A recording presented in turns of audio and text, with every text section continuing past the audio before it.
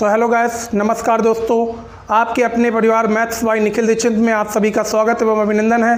दोस्तों, आज मैं आप सभी के लिए एक बेहतरीन सा वीडियो लेके आया हूं, जिस वीडियो के माध्यम से आज मैं आप सभी को बताऊंगा कि भारत में मुग़ल साम्राज्य कब से कब तक रहा और मुग़ल साम्राज्य आया तो क्यों आया, क्या कारण रहे, इन सभी तमाम चर्चाओं के बारे में हम इस वीडियो के माध्यम से आप सभी लोगों के सामने ये सभी बातें साझा करेंगे। दोस्तों, अगर चैनल पर नए हों तो अपने परिवार मैथ्स बाय निखिल दीक्षित को आज ही सब्सक्राइब कर लीजिएगा, ताकि आगे आने वाले सभी वीडियोस की नोटिफिकेशन सबसे पहले आपके पास पहुंच सके। और हमारे द्वारा जो भी जानकारी दी जाती है, अगर आपको अच्छी लगे तो वीडियो को लाइक करना अथवा शेयर करना अथवा कमेंट करना बिल्कुल भी ना भूलें। इसी के साथ आज का हमारा जो टॉपिक है वो है दोस्तों मुग़ल एम्पायर, कि भारत में मुग़ल शासन कब से कब तक प्रारंभ हुआ। इन सभी चीज़ों के बारे में आज हम इस वीडियो के माध्यम से चर्चा करने वाले हैं। दोस्तों, अगर चैनल पर पहली बार विजिट कर रहे हो तो चैनल को आज ही सब्सक्राइब कर लीजिएगा, ताकि आगे आने वाले सभी वीडियोस की नोटिफिकेशन सबसे पहले आपके पास पहुंच सके। दोस्तों, आज का जो हमारा टॉपिक है वो है मुग़ल एम्पायर, कि दोस्तों हमारे भारत में मुग़ल शासन कब से आया और क्यों आया, क्या कारण रहा, और पहला मुग़ल शासक कौन था जो हमारे भारत में आया और उसने क्या काम किए और कितने उसके द्वारा मतलब लड़ाइयाँ लड़ी गई, क्या क्या हुआ, ये सभी तमाम जानकारी आपको इस वीडियो के माध्यम से आज मिलने वाली है। वीडियो में अंत तक ज़रूर बने रहिएगा, क्योंकि मैं यहाँ से आप सभी को बेसिक लेवल से एडवांस लेवल तक की हर एक जानकारी इस वीडियो के माध्यम से प्रोवाइड कराऊंगा। दोस्तों, एक बार फिर से अगर आप चैनल पर नए हो तो चैनल को जरूर सब्सक्राइब कर लीजिएगा। इसी के साथ हम अपने आज के नए टॉपिक से शुरुआत करते हैं, जो टॉपिक का नाम है, आज हमारी ये हिस्ट्री की क्लास है। दोस्तों, किसकी है? हिस्ट्री की क्लास है, इतिहास की क्लास है।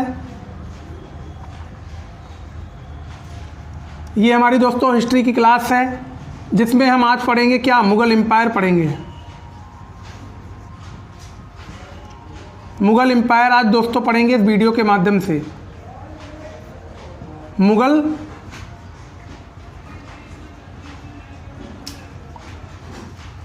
साम्राज्य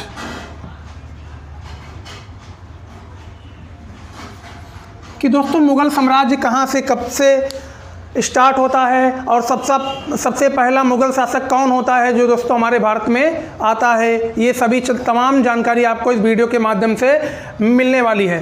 तो दोस्तों, हमारे जब भारत में मुग़ल शासन की जब नींव रखी जाती है दोस्तों, तो सबसे पहला जो शासक आता है जिसका नाम है अकबर, जिसका दोस्तों फुल नाम था मोहम्मद जहीरुद्दीन।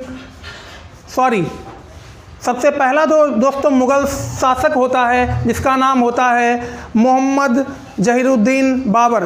दोस्तों, हमारे भारत में मुग़ल शासन की सबसे पहले मुग़ल शासक जिसका नाम था बाबर, उसी ने यहाँ पे हमारे भारत में मुग़ल शासन की नींव रखी थी। सबसे पहला शासक मुग़ल साम्राज्य का दोस्तों था जिसका नाम था मोहम्मद, क्या नाम था? मोहम्मद जहीरुद्दीन बाबर। दोस्तों, पहला शासक था मोहम्मद जहीरुद्दीन बाबर। मैं आप सभी को एक एक चीज़ इस वीडियो के माध्यम से आज बताऊंगा। दोस्तों, पहला शासक था ये मुग़ल साम्राज्य का ये पहला शासक था जिसका नाम है मोहम्मद जहीरुद्दीन बाबर।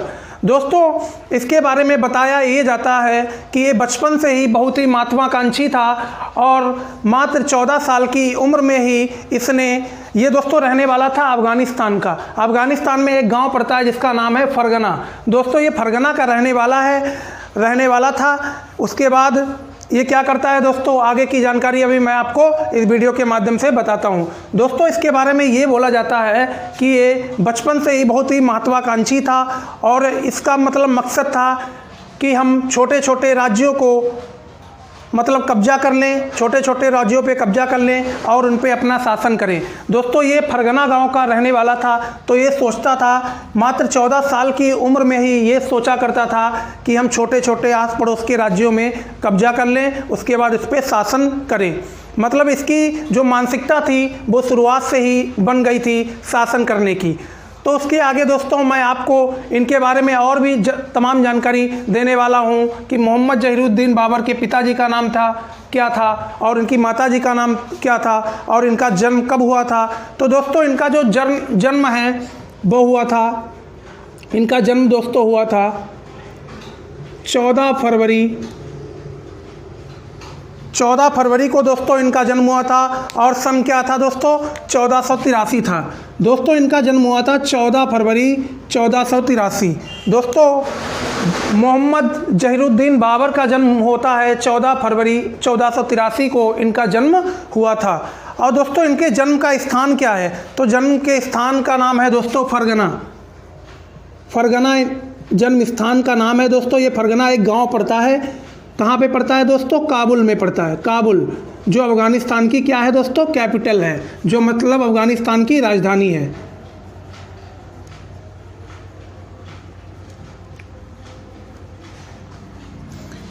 जन्म स्थान, जन्म का दोस्तों इनका स्थान क्या था, फरगना काबुल। काबुल दोस्तों अफ़गानिस्तान की राजधानी है। काबुल एक शहर है दोस्तों, काबुल शहर में एक गांव पड़ता है फरगना, वहीं का ये रहने वाला था मोहम्मद जहीरुद्दीन बाबर। और दोस्तों बाबर का जन्म होता है 14 फरवरी 1483। और इसके बारे में ये भी बताया जाता है कि बचपन में से ही ये बहुत ही ज़्यादा महत्वाकांक्षी था और इसका जो मतलब मानसिक एक तरीके से कह सकते हैं जो इसकी मानसिकता थी वो यही मानसिकता थी कि हम छोटे छोटे राज्यों पे कब्जा करें, अपने आस पड़ोस के छोटे छोटे जगहों पे कब्जा करें और उस पर हम शासन करें। क्योंकि जो फरगना के आस पड़ोस की जगह थी तो वहाँ पे ये कब्जा इसने जमा लिया था और वहीं पे ये अपना राज्य करने लगा था। तो वहीं से इसने राज्य मतलब शासन करना और ये राज्य पे कैसे कब्जा किया जाता है तो वहीं से इसने अपने गांव से ही हर एक चीज़ सीख ली थी। उसके बाद दोस्तों क्या होता है आगे की मैं आपको जानकारी देता हूं कि इनके पिताजी का नाम क्या है। इनके पिताजी का नाम दोस्तों क्या है, मोहम्मद जहीरुद्दीन बाबर के पिताजी का नाम दोस्तों है, पिताजी का नाम है उमर शेख मिर्ज़ा सेकंड। क्या नाम है दोस्तों, उमर शेख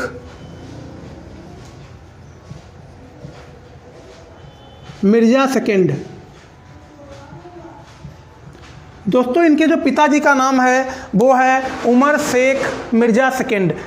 बाबर के पिताजी का नाम है दोस्तों उमर शेख मिर्ज़ा सेकंड। बात आई समझ में।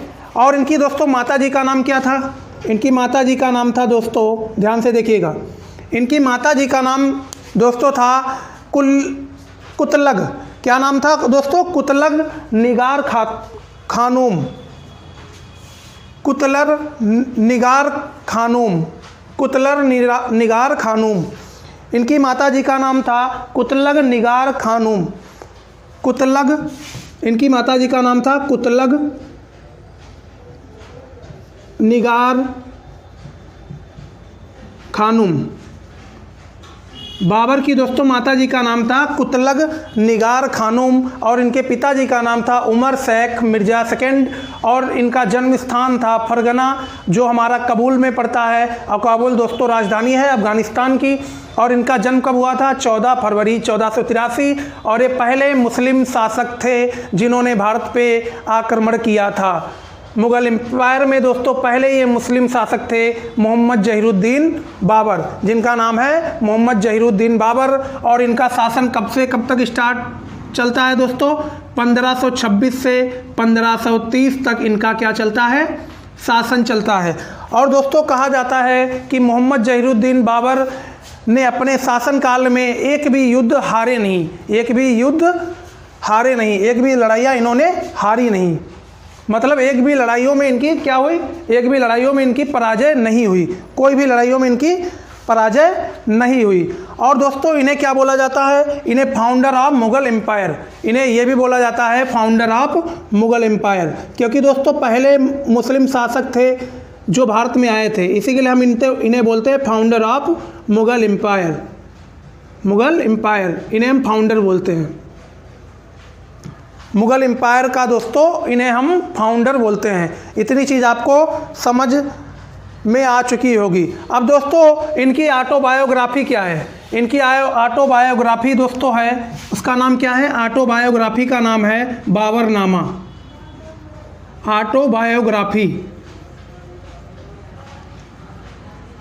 ऑटोबायोग्राफी का नाम है दोस्तों बाबरनामा। क्या नाम है? बाबरनामा। और दोस्तों इन्होंने अपने ऑटोबायोग्राफी में एक नाम लिखा है जिनका नाम है राजा कृष्णदेव राय। दोस्तों इन्होंने अपने ऑटोबायोग्राफी में लिखा है कि हमें हिंदुस्तान में सबसे पहले आक्रमण करने के लिए बुलावा दोस्तों किसने दिया था, मैं आप सभी को इस वीडियो के माध्यम से जानकारी देने वाला हूं। वीडियो में अंत तक जरूर बने रहिएगा। तो दोस्तों बाबर अपनी ऑटोबायोग्राफी बाबरनामा में लिखता है कि हमें हिंदुस्तान में आक्रमण करने के लिए सबसे पहले पत्र किसने लिखा था। तो दोस्तों ये क्वेश्चन काफ़ी बार परीक्षाओं में पूछा गया है, तो उसका नाम आप लिख लीजिएगा दौलत खान लोधी। दोस्तों दौलत खान लोधी ने क्यों पत्र लिखा कि बाबर को क्यों पत्र लिखा कि आप हिंदुस्तान में आएँ और हिंदुस्तान में अटैक करें और आप अपना शासन करें। क्यों दोस्तों, ये क्या कारण रहा इसके पीछे, तो ज़रा मैं आपको इस वीडियो के माध्यम से कारण भी इसी वीडियो में बताने वाला हूँ। कारण दोस्तों ये था कि दौलत खान लोधी जो था वो दिल्ली सल्तनत का शासक बनना चाहता था। जो दौलत खान लोधी है दोस्तों वो दिल्ली सल्तनत का शासक बनना चाहता था। और वो दौलत खान लोधी का जो भाई था इब्राहिम लोधी, वो दोस्तों उतने टाइम पे शासन कर रहा था दिल्ली सल्तनत पे। दिल्ली सल्तनत पे शासन किसका था? इब्राहिम लोधी का। और उसका भाई कौन था? दौलत खान लोधी। दौलत खान लोधी दोस्तों दिल्ली सल्तनत पे शासन करना चाहता था। तो इसने एक तरीका अपनाया कि हम बाबर को न्योता दें, बाबर को निमंत्रण पत्र लिखें, बाबर आएगा और दिल्ली सल्तनत पे आक्रमण करेगा, मतलब अटैक करेगा। इससे क्या होगा? इससे इब्राहिम लोधी को मार देगा, मतलब पराजय कर देगा और दिल्ली की गद्दी हमें मिल जाएगी। मतलब दौलत खान लोधी ने ये सोचा।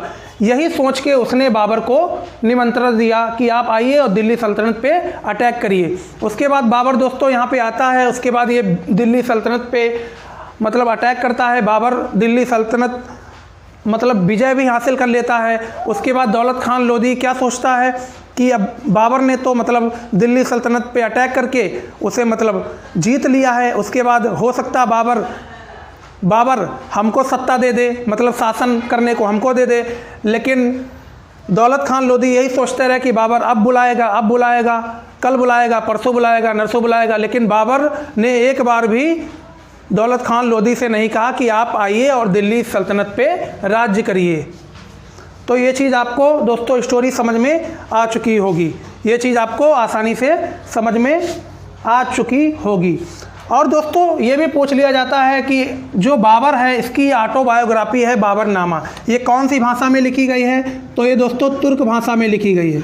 ये तुर्क भाषा में लिखी गई है। ये तुर्क भाषा में लिखी गई है। दोस्तों जो इसकी ऑटोबायोग्राफी है बाबरनामा, ये तुर्क भाषा में लिखी गई है। ये चीज़ आपको समझ में आ चुकी है। तो दोस्तों ये बाबर जो था सबसे पहले इसने अटैक कहाँ पे किया था, ये जानकारी आपको मैं इस वीडियो के माध्यम से देने वाला हूँ। तो दोस्तों अब मैं आपको बताता हूँ कि बाबर के द्वारा लड़े गए कौन कौन से युद्ध हैं। दोस्तों बाबर के द्वारा लड़े गए कौन कौन से युद्ध हैं, बाबर के द्वारा कौन कौन सी लड़ाइयाँ लड़ी गई जब उसका शासन आया था 1526 से 1530 के बीच में। तो दोस्तों जो बाबर के द्वारा लड़ा गया पहला युद्ध है वो है पानीपत का युद्ध। कौन सा है? पानीपत का युद्ध। पानीपत का युद्ध। अभी मैं आपको शॉर्ट ट्रिक भी बताऊंगा इसको याद करने की। ये दोस्तों कब लड़ा गया था? 1526 में। कब लड़ा गया था? 1526 में। ये पहला दोस्तों युद्ध था जो बाबर के द्वारा लड़ा गया था, जिसे हम बोलते हैं पानीपत का युद्ध। दोस्तों ये किस के बीच में हुआ था? इसमें दोस्तों ये बाबर और इब्राहिम लोधी के बीच में होता है। किसके बीच में? बाबर और इब्राहिम लोधी के बीच में होता है। ये दोस्तों बाबर वर्सेस इब्राहिम लोधी, बाबर वर्सेस इब्राहिम लोधी के बीच में दोस्तों ये बाबर वर्सेस इब्राहिम लोधी के बीच में ये युद्ध होता है, जिसे हम बोलते हैं पानीपत का प्रथम युद्ध।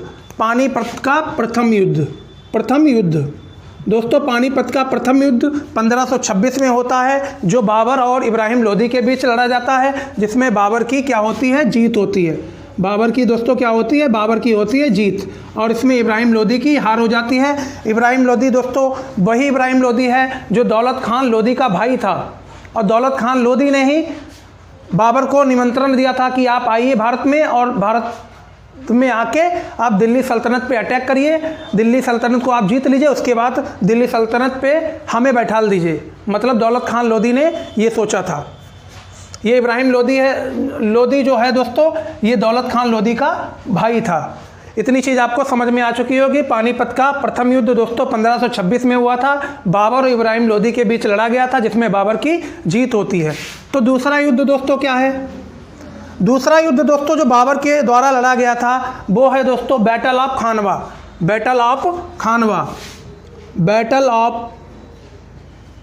Battle of Khanwa. ये दोस्तों कब होता है? 1527 में होता है बैटल ऑफ खानवा। दोस्तों ये किसके किसके बीच में होता है? ये बैटल ऑफ खानवा दोस्तों युद्ध होता है, बैटल ऑफ खानवा युद्ध होता है दोस्तों 1527 में। ये बाबर और दोस्तों राणा सांगा के बीच होता है, बाबर और राणा सांगा के बीच होता है। बाबर वर्सेस राणा सांगा, राणा सांगा, जिसमें दोस्तों बाबर की क्या हो जाती है? जीत हो जाती है। इसमें भी दोस्तों बाबर की जीत होती है। दूसरा दोस्तों बैटल है बैटल ऑफ खानवा, 1527 में ये हुआ था, जिसमें बाबर वर्सेस राणा सांगा के बीच में युद्ध होता है, जिसमें बाबर की क्या हो जाती है? जीत हो जाती है, मतलब बाबर की विजय हो जाती है। फिर तीसरा युद्ध बाबर के द्वारा कौन सा लड़ा गया था? अब जरा ध्यान से देखिएगा। तीसरा युद्ध दोस्तों बाबर के द्वारा कौन सा लड़ा गया था? बैटल ऑफ चंदेरी, चंदेरी का युद्ध, बैटल ऑफ चंदेरी जो 1528 में लड़ा गया था। Battle of Chanderi, battle of Chanderi, battle of Chanderi, ये 1528 में दोस्तों लड़ा गया था। किस किस के बीच में लड़ा गया था जरा बताइएगा? बैटल ऑफ चंदेरी दोस्तों 1528 में लड़ा गया था बाबर और अफगानी फोर्सेस के बीच में। किसके किसके बीच में? सॉरी, बैटल ऑफ चंदेरी दोस्तों बाबर और मेंदनी राय के बीच में होता है। किसके बीच में? बाबर वर्सेस मेंदनी राय, मेंदनी राय, इन दोनों लोगों के बीच में ये बैटल होता है, जिसका नाम है बैटल ऑफ चंदेरी। ये दोस्तों 1528 में हुआ था। किसके किसके बीच में? बाबर और मेंदनी राय के बीच में, जिसमें क्या होती है? बाबर की भी जीत होती है। इसमें भी दोस्तों बाबर की जीत होती है। अब जरा दोस्तों देखिएगा, जिसे हम बोलते हैं बैटल ऑफ चंदेरी, ये 1528 में होता है, बाबर वर्सेस मेंदनी राय के बीच में होता है, जिसमें बाबर की जीत होती है। अब आखिरी आता है बैटल ऑफ घाघरा, जो दोस्तों 1529 में होता है, जिसका नाम है battle of Ghaghra, battle of Ghaghra, जो दोस्तों घाघरा का युद्ध बोला जाता है। बैटल ऑफ घाघरा जो 1529 में होता है दोस्तों, ये किसके किसके बीच में होता है दोस्तों? ये बाबर और अफगानी फोर्सेस के बीच में होता है। बाबर वर्सेस अफगानी फोर्सेस के बीच में होता है, अफगानी फोर्सेस के बीच में होता है। इसमें भी क्या होता है दोस्तों? इसमें भी बाबर की जीत होती है। क्या होती है इसमें भी? इसमें भी दोस्तों बाबर की क्या हो जाती है? बाबर की जीत हो जाती है। बाबर की क्या हो जाती है दोस्तों? जीत हो जाती है। अब जरा मैं आपको ट्रिक बताऊंगा, ट्रिक बताऊंगा इन्हें याद करने की। आप इन्हें कैसे याद कर सकते? देखिए, पानीपत का युद्ध, पानीपत का मतलब है पानी पिया, पानी पिया। फिर बैटल ऑफ खानवा, खानवा का मतलब है खाना खाया। बैटल ऑफ चंदेरी, चांद देखा। फिर बैटल ऑफ घाघरा, घर गया। अब उसके बाद 1530 में क्या होता है? मृत्यु, मतलब मर गया, मृत्यु। 1530 में इसकी मृत्यु हो जाती है और ये निकल लेता है। पानीपत का युद्ध मतलब पानी पिया। बैटल ऑफ खानवा मतलब खाना खाया। बैटल ऑफ चंदेरी मतलब चांद देखा। बैटल ऑफ घाघरा मतलब घर गया और ये मृत्यु हो जाती है 1530 में, मतलब मर गया। पानी पिया, खाना खाया, चांद देखा, घर गया, मर गया। ये हमारी ट्रिक है दोस्तों। इस ट्रिक के माध्यम से आप इसके द्वारा जो लड़े गए बैटल हैं, इसके द्वारा जो लड़े गए युद्ध हैं, जो लड़ाइयाँ हैं, आप आसानी से याद कर सकते हैं। तो इतनी चीज़ आपको दोस्तों तैयार हो चुकी होगी। अब दोस्तों कभी कभी पूछ लिया जाता है कि ये दफनाया कहाँ गया, इसकी टॉम्ब कहाँ है। टॉम्ब मतलब इसकी कब्र कहाँ है। तो ज़रा ध्यान दीजिएगा एक एक बात पे जो हमारे द्वारा यहाँ पे बताई जा रही है। ये दोस्तों इसकी मृत्यु हो जाती है 1530 में। अब उसके बाद ये दफनाया दोस्तों कहाँ जाता है, मतलब इसकी टॉम्ब कहाँ है, इसकी दोस्तों टॉम्ब कहाँ है, टॉम्ब। तो दोस्तों इसकी टॉम्ब एक भारत में है दोस्तों, इन आगरा, जो भारत में है दोस्तों, वो भारत में कहाँ पे है, इसकी टॉम्ब आगरा में है। बात आई समझ में, इन इंडिया मतलब भारत में कहाँ है, आगरा में है। बात आई समझ में। अब अफ़गानिस्तान में कहाँ है दोस्तों, अफ़गानिस्तान में काबुल में है इसकी टॉम्ब। काबुल में क्या है, इसकी टॉम्ब है। काबुल में इसकी क्या है दोस्तों, काबुल में इसकी टॉम्ब है। देखो अगर पूछा जाए कि भारत में इसकी टॉम्ब कहाँ है तो आप बताइएगा इन आगरा, आगरा में है। अगर पूछा जाए अफ़गानिस्तान में इसकी टॉम्ब कहाँ है तो आप बताइएगा काबुल में है। तो दोस्तों इस वाली जो टॉम्ब है ये हमारी मानी जाती है परमानेंट। क्या मानी जाती है, परमानेंट। ये है टेम्परेरी, ये कुछ दिन के लिए रही, उसके बाद सीधे तौर पर परमानेंट कर दी गई अफ़गानिस्तान काबुल में। काबुल एक हमारी राजधानी है अफ़गानिस्तान की, वहीं पे इसकी टॉम्ब है परमानेंटली। बात आई सभी समझ में आप सभी को। अब दोस्तों मैं आपको बताता हूं कि जो बाबर के द्वारा बाबरनामा लिखी गई थी, बाबर की जो ऑटोबायोग्राफी है बाबरनामा, तो दोस्तों ऑटोबायोग्राफी बाबरनामा में लिखता है कि हिंदुस्तान का सबसे मतलब एक तरीके से ये समझिए,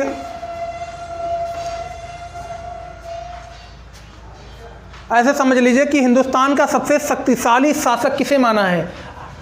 बाबर ने हिंदुस्तान का सबसे शक्तिशाली शासक किसे माना है, तो ध्यान रखिएगा बाबर ने अपनी ऑटोबायोग्राफी बाबरनामा में लिखा है कि हिंदुस्तान का सबसे शक्तिशाली शासक है क्या, राजा कृष्णदेव राय। राजा कृष्णदेव राय को बताया है।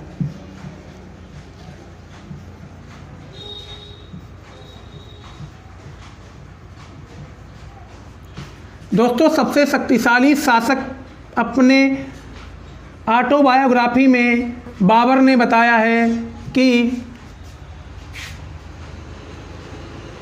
सबसे शक्तिशाली, दोस्तों राजा कृष्णदेव राय को सबसे शक्तिशाली राजा बताया गया है हिंदुस्तान का, जो बाबर ने बताया है अपनी ऑटोबायोग्राफी बाबरनामा में। बात आई समझ में, ये चीज़ आपको क्लियर हो चुकी होगी। तो दोस्तों ये भी आपको क्लियर हो चुका होगा कि इसकी मृत्यु कब हो जाती है, 1530 में हो जाती है। अब इसके बाद कौन सा शासक आता है, नंबर सेकंड पे इसका बेटा आता है। कौन, इसका बेटा क्या है दोस्तों, इसका बेटे का नाम क्या है, अभी मैं आपको बताऊंगा एक एक चीज़। वीडियो में अंत तक जरूर बने रहेगा, इस वीडियो में आप सभी को हर एक जानकारी मिलने वाली है आज। सेकंड नंबर पे जो शासक आता है दोस्तों उसका नाम है क्या, हुमायूं। क्या नाम है दोस्तों, हुमायूं नाम है। क्या नाम है दोस्तों, हुमायूं। हुमायूं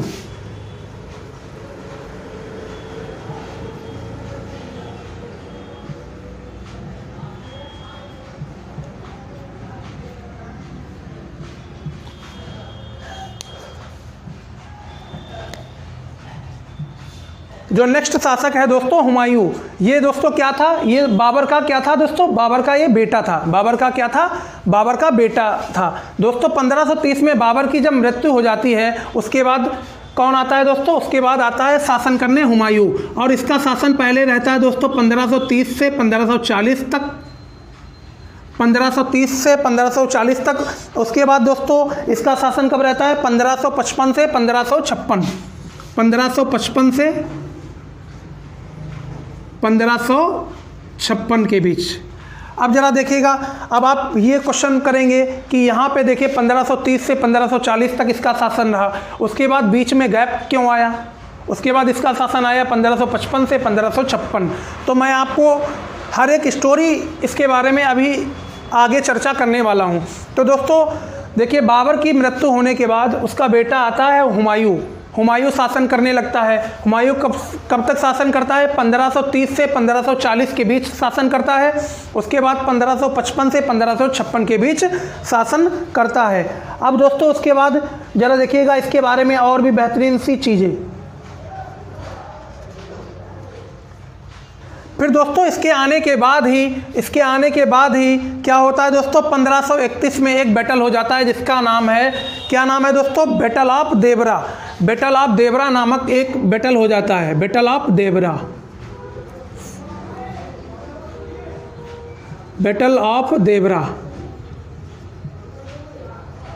बैटल ऑफ देवरा जो हमारा दोस्तों 1531 में इसके शासनकाल में हो जाता है। जैसे ही ऐसे समझिए आप, इसने कब शासन करना स्टार्ट किया, 1530 में बाबर की मृत्यु हो जाती है। उसके बाद ये आ जाता है 1530 से 1540 तक रहता है। उसके बाद 1555 से 1556 तक रहता है। फिर क्या होता है दोस्तों, 1530 में जैसे ही ये गद्दी पे बैठता है उसके बाद एक बैटल तुरंत हो जाता है, बैटल ऑफ देवरा के नाम से, जो 1531 में होता है। किसके किसके बीच में होता है दोस्तों, ध्यान से देखिएगा। ये दोस्तों हुमायूं और शेर शाह सूरी के बीच में होता है। किसके किसके बीच में, हुमायूं और शेर शाह सूरी के बीच में होता है।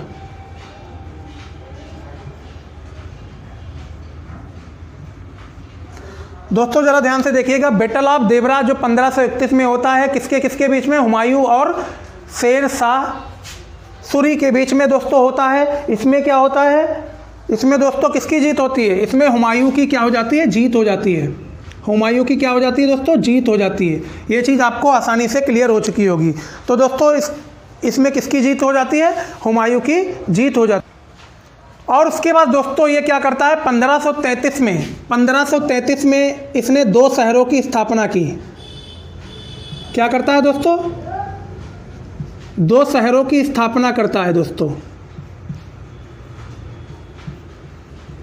2 शहरों की दोस्तों स्थापना करता है।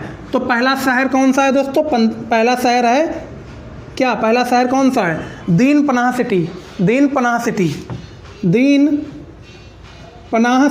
जिसका नाम है दीन पनाह सिटी।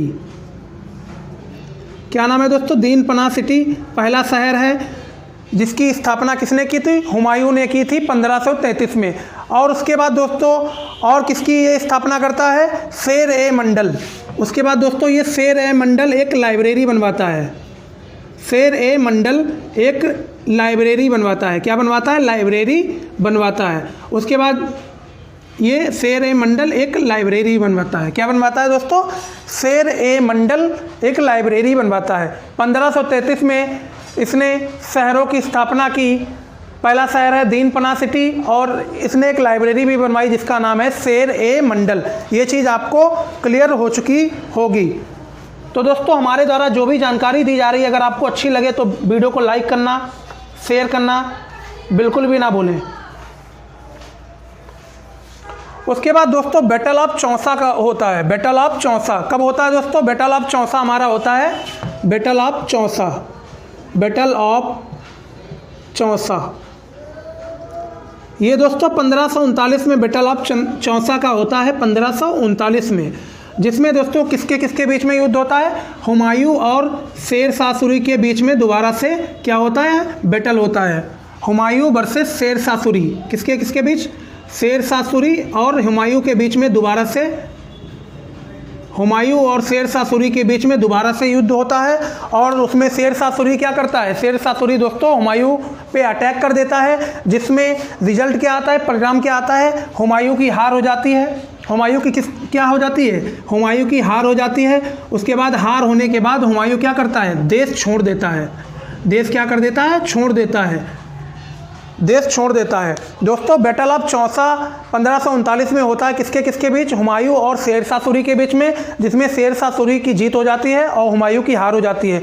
इतनी भयानक हार होती है कि हुमायूं वहीं पर से देश को छोड़ के चला जाता है। फिर ये 1555 में वापस आता है। 1555 में फिर से ये क्या करता है, अटैक करता है और 1556 तक क्या करता है, शासन करता है। अब आगे मैं आपको और भी बताऊँगा इनके बीच कौन कौन से युद्ध हुए। दोस्तों वीडियो में अंत तक जरूर बने रहिएगा।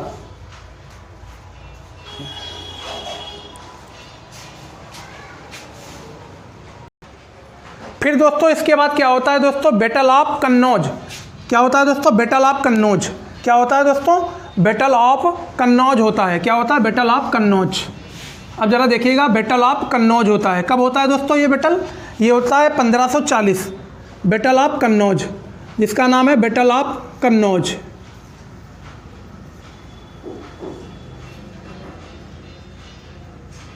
जिसे हम बोलते हैं बिलग्राम, बैटल ऑफ बिलग्राम।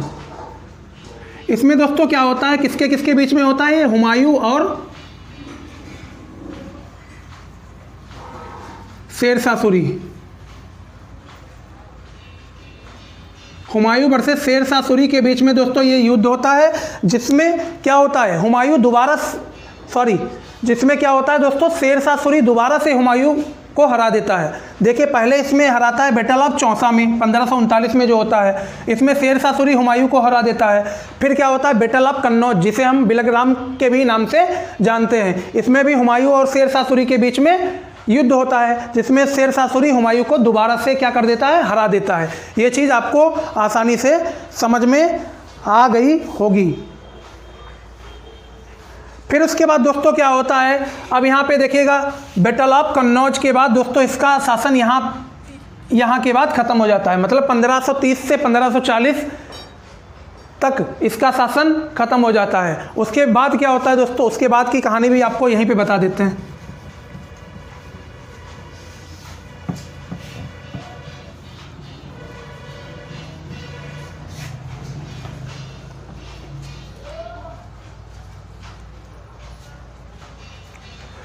फिर उसके बाद दोस्तों ये battle of Sirhind, battle of Sirhind के नाम से जाना जाता है, सरहिंद। ये कब होता है दोस्तों? 1555 में होता है, 1555 में होता है। ऐसा होता है दोस्तों, यहाँ पे देखिएगा, बैटल ऑफ कन्नौज में जब हुमायूं की हार हो जाती है शेरशाह सूरी से युद्ध करके, उसके बाद क्या होता है, हुमायूं क्या कर देता है, देश छोड़ के भाग जाता है। उसके बाद क्या करता है, ये 1555 में दोबारा से वापस होता है। जब दोबारा से वापस होता है, फिर ये क्या करता है, बैटल ऑफ सरहिंद होता है। क्या होता है दोस्तों, बैटल ऑफ सरहिंद होता है। सरहिंद का युद्ध होता है, उसमें क्या होता है दोस्तों, शेरशाह सूरी का जो बेटा होता है, जिसका नाम है क्या, शेरशाह सूरी का बेटा है दोस्तों सिकंदर शाह सूरी। शेरशाह सूरी का बेटा होता है सिकंदर शाह सूरी, सिकंदर शाह सूरी, सिकंदर शाह सूरी।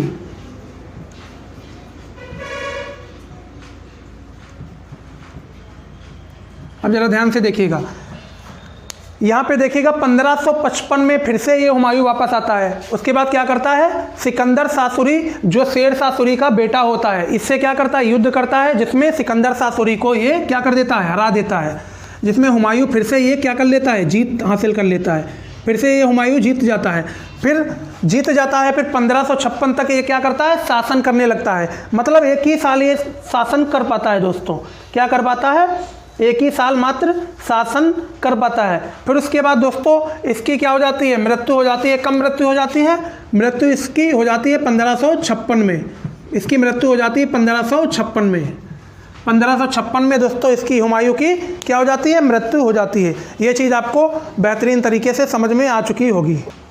फिर दोस्तों मैंने अभी आपको बताया था कि 1540 में जब हुमायूं और शेरशाह सूरी के बीच में कौन सा बैटल होता है, बैटल ऑफ कन्नौज। उसमें दोस्तों शेरशाह सूरी क्या करता है, हुमायूं को हरा देता है। उसके बाद हुमायूं को हरा देता है। उसके बाद शेरशाह सूरी का शासन स्टार्ट हो जाता है। इसका शासन 1540 से 1545 के बीच में रहता है। और दोस्तों इसका जो रियल नेम है उसको क्या बोला जाता है, इसका जो रियल नेम, क्या रियल नेम है, फरीद खान। क्या नाम है दोस्तों इसका, फरीद खान। इसका रियल नेम है फरीद खान। फरीद खान दोस्तों इसका क्या है, रियल नेम है। किसका, शेरशाह सूरी को। शेरशाह सूरी का दोस्तों रियल नाम है फरीद खान। और दोस्तों इसके पिताजी का नाम क्या है, इसके फादर का नाम है दोस्तों हसन खान। इसके पिताजी का नाम क्या है, इसके फादर का नाम है हसन खान। हसन खान, क्या नाम है दोस्तों, हसन खान।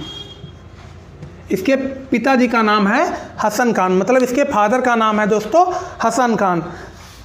और ये दोस्तों कहाँ का रहने वाला था, सासाराम। सासाराम बिहार का रहने वाला था। कहाँ का, सासाराम। सासाराम एक जगह है बिहार की। कहाँ की दोस्तों, बिहार की एक जगह है, जो वहीं का क्या था, निवासी था, वहीं का ये रहने वाला था। बात आई समझ में, सासाराम बिहार। उसके बाद दोस्तों ये क्या करता है, ये बैटल हासिल करता है, मतलब एक नाम हासिल करता है, एक टाइटल हासिल करता है। क्या हासिल करता है दोस्तों? शेर शाह। ये क्या टाइटल हासिल करता है दोस्तों? ये टाइटल हासिल करता है, कौन सा टाइटल हासिल करता है? शेर शाह का टाइटल हासिल करता है। किसके बाद? मतलब बैटल ऑफ चौसा होता है कब?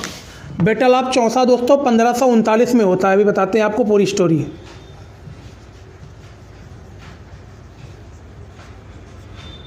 ध्यान से देखिएगा दोस्तों, देखिएगा बैटल ऑफ चौसा होता है 1539 में। किसके किसके बीच? हुमायूं और शेर शाह सूरी के बीच में होता है, जिसमें शेर शाह सूरी हुमायूं को पराजित कर देता है, मतलब हुमायूं को हरा देता है। उसके बाद हराने के बाद जो शेर शाह सूरी है उसको एक टाइटल मिल जाता है। क्या टाइटल मिल जाता है दोस्तों? शेर शाह।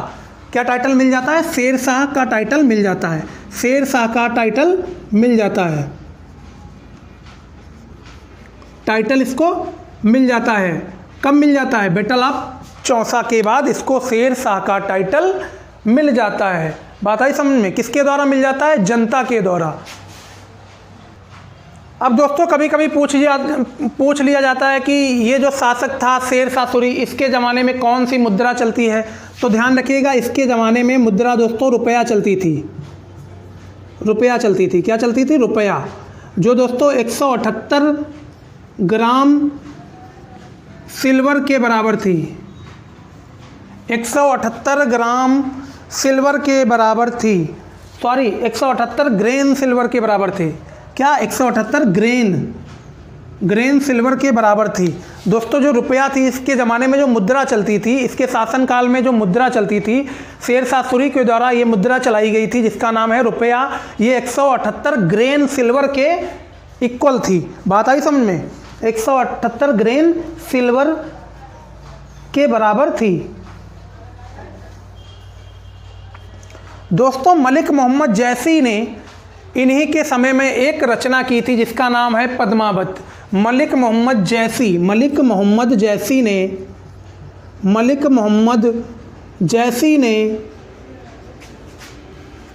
ने इन्हीं के समय में, इन्हीं के शासनकाल में एक रचना की थी जिसका नाम है पद्मावत। क्या नाम है? पद्मावत।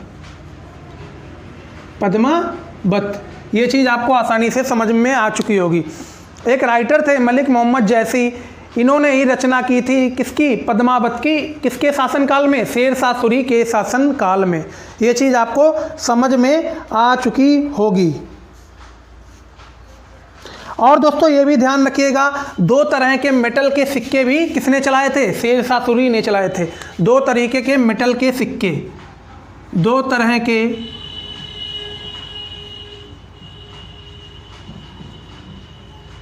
मेटल के मतलब धातु के सिक्के भी किसके द्वारा चलाए गए थे? शेर शाह सूरी के द्वारा ही चलाए गए थे। शेर शाह सूरी के द्वारा 2 तरह के मेटल के सिक्के भी क्या किए गए थे?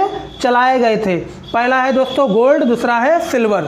पहला है गोल्ड, दूसरा है क्या? सिल्वर। पहला गोल्ड, फिर क्या है दोस्तों? सिल्वर है। फिर है क्या? सिल्वर।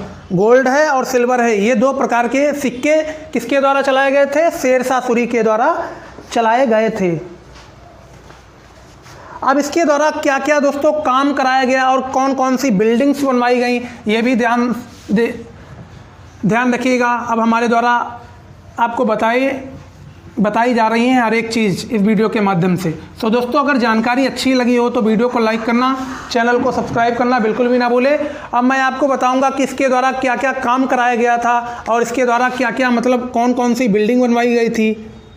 वर्क्स एंड बिल्डिंग्स, इसके द्वारा कौन कौन सी इमारतें बनवाई गई और इसके द्वारा क्या क्या नया काम कराया गया, ये सभी तमाम जानकारी आपको इस वीडियो के माध्यम से मिलने वाली हैं। दोस्तों इसके द्वारा ओल्ड फोर्ट बनवाया गया था। क्या बनवाया गया था? Old fort. ओल्ड फोर्ट जिसे हम बोलते हैं पुराना किला। क्या बोला? जिसे हम बोलते हैं पुराना किला। क्या बोलते हैं? पुराना किला, जिसे हम बोलते हैं क्या बोलते हैं दोस्तों?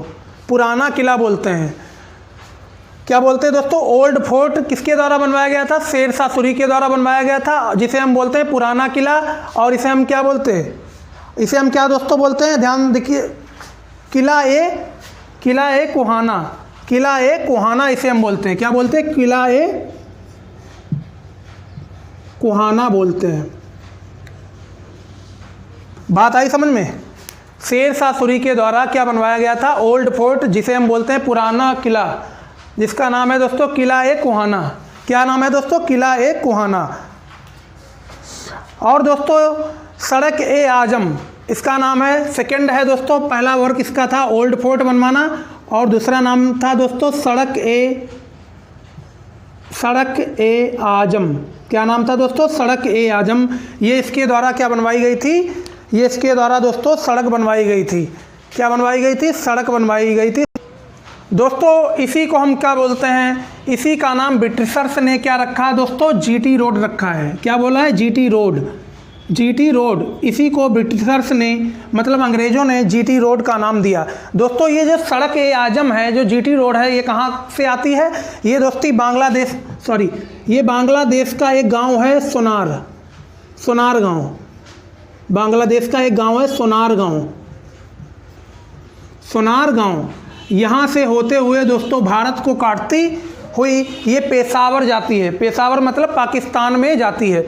ये सोनार गांव से होती हुई भारत को काटते हुए पाकिस्तान के पेशावर में जाती है। कौन सी रोड, जीटी रोड, जो किसके द्वारा बनवाई गई थी, शेर शाह सूरी के द्वारा बनवाई गई थी। ये चीज़ आपको क्लियर हो चुकी होगी। अब दोस्तों आपको बताते हैं कि शेर शाह सूरी की मृत्यु कब होती है। अब जरा ध्यान से देखिएगा, शेर शाह सूरी की मृत्यु दोस्तों 1545 में हो जाती है। क्या इसका कारण रहता है दोस्तों, इसका कारण ये रहता है 1545 में ही ये कलिंजर पे अटैक करता है। किस पे अटैक करता है, कलिंजर पे अटैक करता है। कलिंजर पे अटैक करने के बाद ये कलिंजर को जीत भी लेता है। जीतने के बाद दोस्तों जो इसका तोप का गोला होता है वो इसी पे फट जाता है, जिसके कारण इसकी मृत्यु हो जाती है। दोस्तों एक क्वेश्चन और भी पूछ लिया जाता है कि सबसे पहले तोप का इस्तेमाल भारत में कब किया गया था। तो ध्यान रखिएगा, सबसे पहले तोप का इस्तेमाल बाबर के शासनकाल में किया गया था। कब किया गया था, बाबर के शासनकाल में सबसे पहले भारत में तोप का इस्तेमाल किया गया था। दोस्तों इसकी ये शेर शाह सूरी की मृत्यु 1545 में होती है। क्या कारण रहता है, तो शेर शाह सूरी दोस्तों कलिंजर पर अटैक करता है 1545 में। उसके बाद क्या होता है, इसका जो तोप का गोला होता है ये इसी पे फट जाता है। जब इसी पे फट जाता है तो इसकी मृत्यु हो जाती है। तो इसकी दोस्तों मृत्यु कब हुई थी, 1545 में हुई थी। और इसकी दोस्तों टॉम्ब कहाँ है, टॉम्ब इसकी है दोस्तों सासाराम। सासाराम में इसकी क्या है, टॉम्ब है। इसकी टॉम्ब कहाँ है दोस्तों, सासाराम। टॉम्ब इसकी कहाँ है, सासाराम में इसकी टॉम्ब है। सासाराम एक बिहार की एक जगह है, यहीं पे इसकी क्या है, कब्र है, टॉम्ब। बात आई समझ में, ये चीज़ आपको क्लियर हो चुकी होगी। उसके बाद दोस्तों आपको बताते हैं कि जब इसकी 1545 में इसकी मृत्यु हो जाती है, उसके बाद इसका बेटा आता है। इसके बेटे का नाम क्या है दोस्तों, इसके बेटे का नाम है सिकंदर शाह सूरी। इसके बेटे का नाम क्या है दोस्तों, सिकंदर शाह सूरी। इसके बेटे का नाम है सिकंदर शाह सूरी।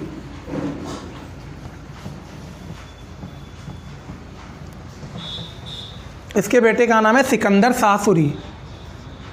सिकंदर शाह सूरी उसके बाद आ जाता है दोस्तों इसके पिताजी की मृत्यु हो जाती है 1545 में। इसके पिताजी कौन थे, शेर शाह सूरी थे। उसके बाद क्या होता है दोस्तों, 1545 में जब शेर शाह सूरी की मृत्यु हो जाती है, फिर ये 1545 से लेकर 1555 तक क्या करता है, शासन करता है। क्या करता है दोस्तों, शासन करता है। उसके बाद क्या होता है दोस्तों, 1555 में एक बैटल होता है, इसका नाम है बैटल ऑफ सरहिंद। क्या है दोस्तों, जिसका नाम है बैटल ऑफ सरहिंद। सरहिंद के नाम से ये बैटल जाना जाता है दोस्तों। 1555 में एक बैटल होता है सरहिंद। 1555 में एक बैटल होता है किसके किसके बीच, हुमायूं और सिकंदर शाह सूरी के बीच।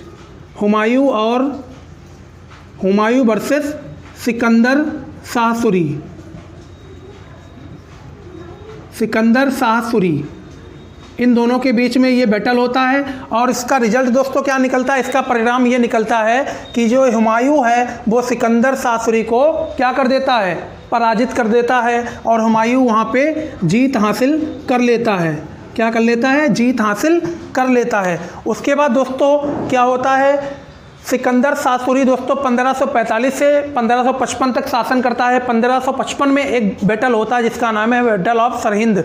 ये 1555 में बैटल होता है किसके किसके बीच, हुमायूं और सिकंदर शाह सूरी के बीच में होता है, जिसमें हुमायूं की जीत हो जाती है। और उसके बाद क्या होता है दोस्तों, हुमायूं की जब जीत हो जाती है तब हुमायूं शासन करने लगता है। और हुमायूं कितना शासन करता है, 1555 से 1556 तक शासन करता है। इतना मात्र शासन ये हुमायूं कर पाता है।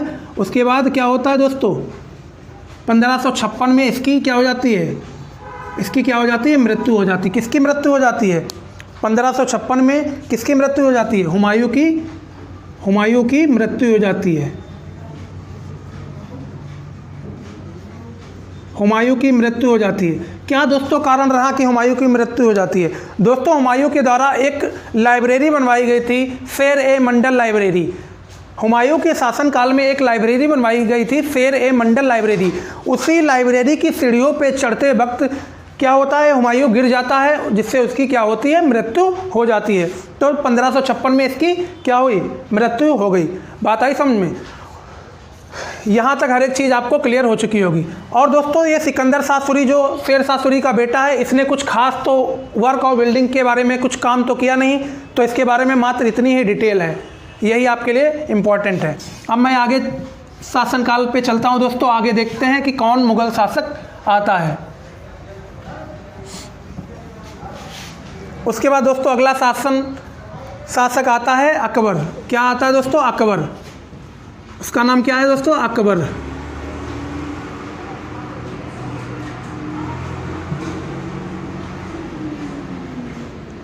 क्या नाम है दोस्तों, अकबर नाम है। अब दोस्तों उसके बाद शासन करने आता है अकबर। कौन आता है दोस्तों, अकबर आता है। अब इसके पिताजी का नाम क्या होता है दोस्तों, इसके फादर का नाम होता है, इसके फादर का नाम होता है क्या, इसके फादर का नाम दोस्तों हुमायूं। क्या नाम है, हुमायूं। हुमायूं इसका कौन होता है दोस्तों, इसका फादर होता है, इसका पिता होता है। किसका पिता होता है, अकबर का पिता होता है। मतलब अकबर का पिता कौन दोस्तों होता है, हुमायूं। और इसका जन्म कब होता है, 15 अक्टूबर 1542 में इसका अकबर का जन्म होता है। और इसकी दोस्तों माता जी का नाम है हमीदा बानो। इसकी माता जी का नाम क्या है, हमीदा बानो। हमीदा बानो इसकी क्या है, माता जी का नाम। इसकी माता जी का नाम है हमीदा बानो।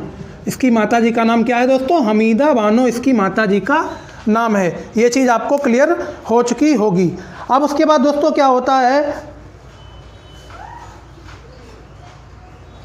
दोस्तों, 1542 में जब ये अकबर का जन्म होता है, 15 अक्टूबर 1542 में इसका जन्म होता है। ये जन्म कहाँ होता है, अमरकोट में। कहाँ होता है दोस्तों, अमरकोट में इसका जन्म होता है। कहाँ पे होता है, जन्म स्थान क्या है इसका, अमरकोट इसका जन्म स्थान है। 15 अक्टूबर 1542 में अमरकोट में अकबर का जन्म होता है। और इसके फादर का नाम है, इसके पिताजी का नाम है हुमायूं और इसकी माता जी का नाम है हमीदा बानो। ये चीज़ आपको क्लियर हो चुकी होगी।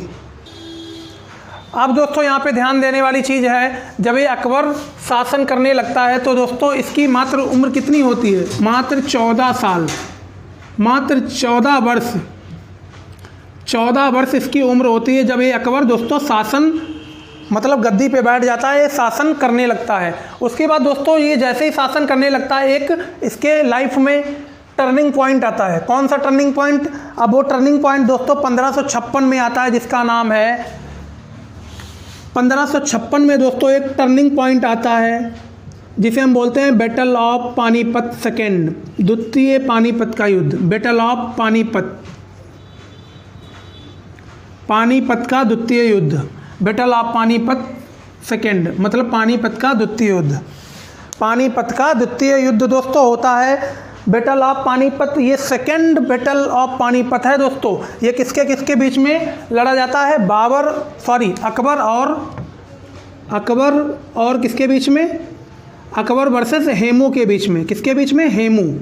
अकबर और हेमू के बीच में ये बैटल लड़ा जाता है दोस्तों 1556 में। ये अकबर की लाइफ का क्या है, टर्निंग पॉइंट है। क्या है दोस्तों, टर्निंग पॉइंट है। क्या है दोस्तों, टर्निंग पॉइंट है ये अकबर की लाइफ का। 1556 में क्या होता है दोस्तों, बैटल ऑफ पानीपत होता है, सेकेंड बैटल ऑफ पानीपत होता है। किसके बीच में, अकबर और हेमू के बीच में, जिसमें अकबर क्या करता है, अकबर हेमू को हरा देता है और हेमू को क्या कर देता है, मौत के घाट उतार देता है। मौत के घाट उतार देता है। क्या कर देता है दोस्तों, मौत के घाट हेमू को उतार देता है। इसी युद्ध में जिसे हम बोलते हैं बैटल ऑफ पानीपत सेकेंड, ये इसकी लाइफ का टर्निंग पॉइंट होता है। मात्र 14 साल इसकी उम्र होती है उस टाइम जब ये शासन करता है। अब दोस्तों क्या होता है, 1561 में अकबर मालवा के जो शासक हैं जिनका नाम था बाज बहादुर, क्या नाम था, मालवा के जो शासक थे, क्या नाम था उनका, बाज बहादुर नाम था, बाज बहादुर। मालवा के जो दोस्तों शासक थे जिनका नाम था बाज बहादुर, उनको क्या करता है दोस्तों, 1561 में अकबर क्या करता है, मालवा के जो शासक होते हैं बाज बहादुर, उनको हरा देता है और मालवा पे क्या कर देता है, कब्जा कर लेता है। कौन कब्जा कर लेता है, अकबर कब्जा कर लेता है। कौन कब्जा कर लेता है, अकबर कब्जा कर लेता है 1561 में मालवा पर दोस्तों 1561 में कब्जा कर लेता है अकबर। 1561 में अकबर और बाज बहादुर के बीच में क्या होता है, युद्ध होता है, जिसमें अकबर बाज बहादुर को हरा देता है और मालवा को कब्जा लेता है। उसके बाद मालवा पर शासन करने लगता है। ये चीज़ आपको क्लियर हो चुकी होगी। अब दोस्तों आगे आते हैं, 1562 में एक ट्रीटी होती है। 1562 में एक ट्रीटी होती है जिसका नाम है ट्रीटी ऑफ आमेर, मतलब आमेर की संधि। बात आई समझ में। 1562 में ट्रीटी ऑफ आमेर होती है, जिसमें अकबर क्या कहता है, अकबर पत्र लिखता है, हिंदुस्तान के जितने भी शासक हैं उनके लिए एक पत्र लिखता है और उस पत्र में कहता है कि हम हिंदुस्तान की जनता की रखवाली करना चाहते हैं और हिंदुस्तान में अब कोई भी आक्रमण नहीं कर सकता और हिंदुस्तान की जनता के बीच कोई भी खलल नहीं डाल सकता। अगर हिंदुस्तान पे कोई भी अटैक करता है या शासन करने का प्रयास करता है, बाहर का जो आक्रमणकारी जैसे हमारे हिंदुस्तान पे अटैक करता है, तो सबसे पहले हम उससे लड़ेंगे। तो उसके बदले आप सभी शासकों को हमें टैक्स देना पड़ेगा। क्या देना पड़ेगा, टैक्स देना पड़ेगा। इसमें अकबर ने क्या मांगा था, अकबर ने सभी शासकों से क्या मांगा था दोस्तों, टैक्स मांगा था। बात आई समझ में, सभी शासकों से क्या मांगा था, टैक्स मांगा था। बात आई समझ में, सभी शासकों से क्या मांगा था दोस्तों, टैक्स मांगा था। और इसमें एक शासक ऐसा था जिसका नाम था राजा भरमल। एक राजा ऐसा था जिसका नाम था राजा भरमल एक ऐसा शासक था जिसने सबसे पहले ये अकबर की मांग क्या कर ली, स्वीकार कर ली। ये मांग अकबर की क्या कर ली, स्वीकार कर ली। ये जो टैक्स वाली मांग थी दोस्तों अकबर की, ये स्वीकार कर ली। सबसे पहले राजा भरमल ने अकबर की ये मांग स्वीकार कर ली। क्यों स्वीकार कर ली, क्योंकि उस टाइम में क्षत्रिय राजा ज़्यादा से ज़्यादा थे। तो दोस्तों ये जो राजा भरमल थे, इन्होंने क्या सोचा कि अकबर अभी नया शासक है और इसके बाद सेना भी है और काफ़ी जगहों पे अटैक करके ये काफ़ी शासन कर चुका है। ऐसा ना हो कि कहीं हमारे राज्य पे अटैक करे और हमारे राज्य को भी कब्जा ले और हमको भी मार दे। इसी के कारण इसने ये वाली टैक्स वाली मांग क्या कर ली, स्वीकार कर ली, जो अकबर के द्वारा रखी गई थी। इसके अलावा दोस्तों हिंदुस्तान के जितने शासक थे उन किसी ने भी इसकी ये मांग नहीं स्वीकार की, मात्र राजा भरमल ने ये मांग स्वीकार की थी। बात आई समझ में।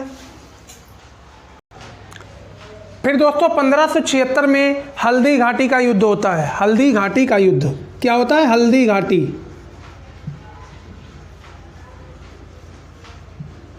बैटल ऑफ क्या होता है दोस्तों, बैटल ऑफ हल्दी घाटी। इसमें दोस्तों क्या होता है, इसमें होता है कि जो राजा मान सिंह होता है, राजा मान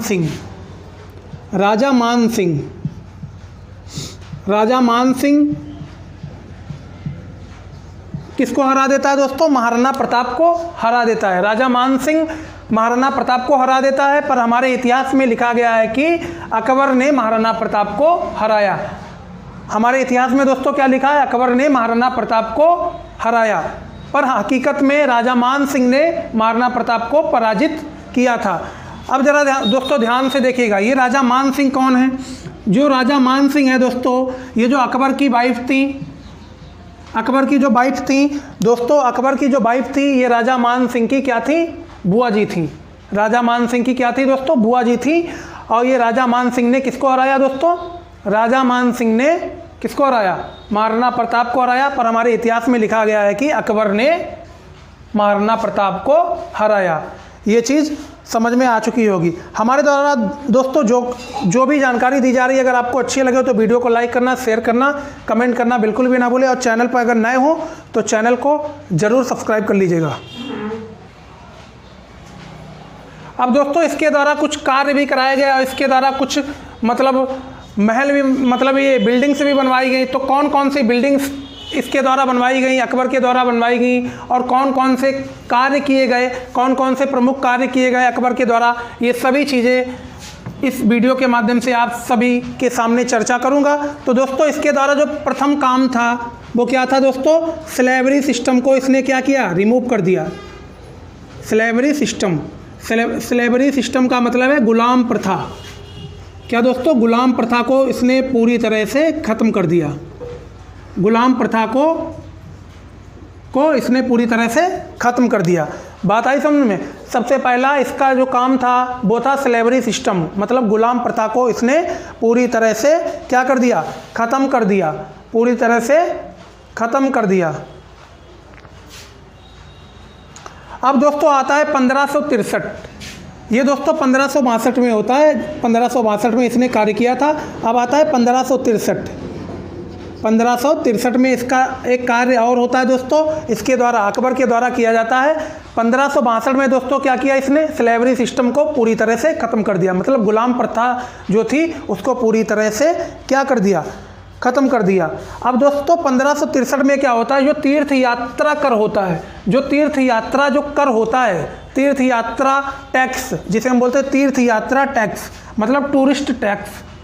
क्या बोलते हैं? टूरिस्ट टैक्स बोलते हैं। क्या बोलते हैं? टूरिस्ट टैक्स, मतलब तीर्थ यात्रा जो कर था, तीर्थ यात्रा कर, तीर्थ यात्रा कर इसने पूरी तरह से क्या कर दिया? ख़त्म कर दिया। क्या कर दिया? ख़त्म कर दिया। ये इसका दूसरा काम था। ये इसका दोस्तों दूसरा काम था। अब दोस्तों 1564 में इसका तीसरा प्रमुख कार्य था, जिसका नाम था क्या?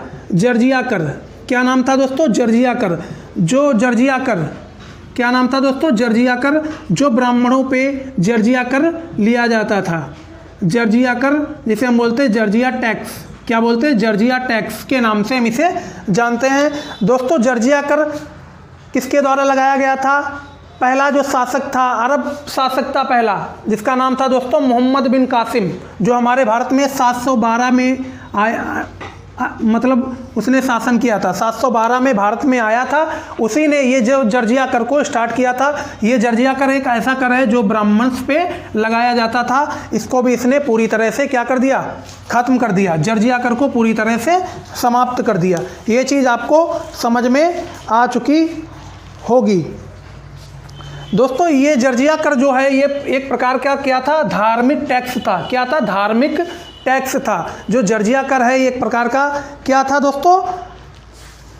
धार्मिक टैक्स था दोस्तों। अब 1571 में दोस्तों ये क्या करता है? 1571 में एक बिल्डिंग बनवाता है जिसका नाम है फतेहपुर सीकरी बुलंद दरवाज़ा। 1571 में फतेहपुर सीकरी बुलंद दरवाज़ा बनवाता है। क्या बनवाता है? बुलंद दरवाज़ा।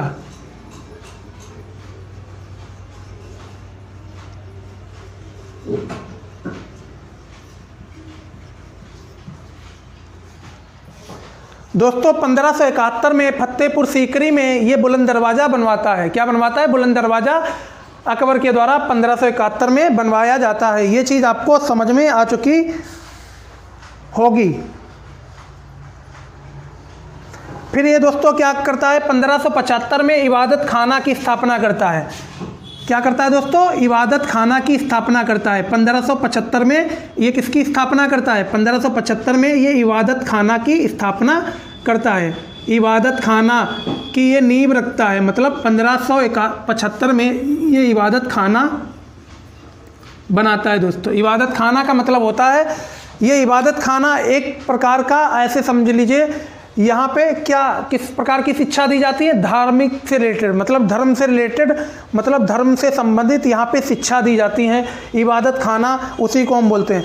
जैसे स्कूल्स में, कॉलेजेस में मीटिंग होती है दोस्तों, वहाँ पे मीटिंग में क्या किया जाता है दोस्तों, मीटिंग में क्या किया जाता है, नोटिस दी जाती है, सूचनाएं दी जाती हैं और मतलब विचार विमर्श किए जाते हैं कि हम अपने बच्चों के हित के बारे में कौन कौन से कदम उठाएं। सेम चीज़ यहाँ पे 1575 में इबादत खाना की स्थापना अकबर के द्वारा की गई थी दोस्तों। इसमें क्या होता था, इसमें जाति धर्म के लोग आते थे और बैठते थे और उन्हें जाति धर्म के बारे में धार्मिक क्या बताई जाती थी, धार्मिक से रिलेटेड, मतलब धर्म से रिलेटेड शिक्षा दी जाती थी इबादत खाना में, जो 1575 में अकबर के द्वारा क्या किया गया था, बनाया गया था। अब दोस्तों ध्यान से देखिएगा, ये जो 1575 में इबादत खाना इसने बनाया था, ये किसके लिए मात्र बनाया था, ये मुस्लिमों के लिए बनाया था, मात्र मुस्लिमों के लिए। ये मात्र मुस्लिमों के लिए, ये इसने मुस्लिमों के लिए बनाया था कि मुस्लिम लोग आएँ और अपने धर्म से रिलेटेड क्या लें, शिक्षा लें। इबादत खाना में मुस्लिम लोग आएँ और अपने धर्म से रिलेटेड शिक्षा लें। ये मुस्लिमों के लिए इसने इबादत खाना की स्थापना की थी। उसके बाद दोस्तों इसने अन्य कौन कौन से काम किए, ये भी आपको मैं बताता हूँ। ध्यान से देखिएगा एक एक चीज़ जो हमारे द्वारा यहाँ पे बताई जाती है। फिर दोस्तों ये इसके द्वारा क्या बनाया गया था, 1578 में दोस्तों क्या किया जाता है, 1578 में दोस्तों ये जो इबादत खाना है, इबादत खाना जो 1575 में मुस्लिमों के लिए बनाया गया था, इसी इबादत खाना को 1578 में वो क्या कर देता है, सभी धर्मों के लोगों के लिए प्रवेश कर देता है, मतलब प्रवेश कर देता है। इसका मतलब है 1578 में सभी धर्म के लोग वहाँ पे जा सकते हैं और अपने धर्म के बारे में शिक्षा ले सकते हैं। 1578 में सभी धर्मों के लोग वहाँ पे जा सकते हैं इबादत खाना में। इबादत खाना में सभी धर्मों के लोगों को आना, प्रवेश की अनुमति मिल जाती है। इबादत खाना में सभी धर्मों के लोगों को प्रवेश की एंट्री मिल जाती है 1578 में। ये चीज़ आपको समझ में आ चुकी होगी। फिर 1582 आता है दोस्तों। 1582 में इसके द्वारा क्या कार्य कराया गया था, तो ध्यान रखिएगा। 1582 में दोस्तों दीन ए इलाही नामक, दीन ए इलाही, क्या नाम है दोस्तों, दीन ए इलाही, दीन ए इलाही, दीन ए इलाही 1582 में दोस्तों इसके द्वारा बीरबल के द्वारा इस धर्म को माना गया था। 1582 में दोस्तों अकबर के द्वारा एक धर्म बनाया गया था। क्या बनाया गया था, 1582 में अकबर के द्वारा एक रिलीजन बनाया गया था, एक धर्म बनाया गया था। ये धर्म बनाया गया था, इसको मात्र किसने माना, इसे स्वीकार किसने किया, इसे मात्र स्वीकार किया दोस्तों बीरबल ने। किसने स्वीकार किया, मात्र इसे बीरबल ने स्वीकार किया, इसके अलावा इसे किसी ने भी नहीं स्वीकार किया। बात आई समझ में। 1582 में अकबर के द्वारा दीन ए इलाही नामक धर्म की स्थापना की गई, धर्म को बनाया गया, जिसको मात्र बीरबल ने क्या किया, स्वीकार किया। इसके अलावा इसको किसी ने स्वीकार नहीं किया। बात आई समझ में। अब दोस्तों यहाँ पे अकबर के 9 रत्नों के बारे में हम यहाँ पे बात कर लेते हैं। अकबर के 9 रत्नों के बारे में बात कर लेते हैं। तो दोस्तों अकबर के 9 रत्न कौन कौन थे, तो दोस्तों अकबर का जो पहला रत्न था जिसका नाम था बीरबल। क्या नाम था, बीरबल इसका नाम था दोस्तों। बीरबल का जो रियल नाम था वो क्या था, महेश दास था। महेश दास इसका क्या था, रियल नाम था। महेश दास इसका रियल नाम था। क्या नाम था दोस्तों, महेश दास इसका रियल नेम था।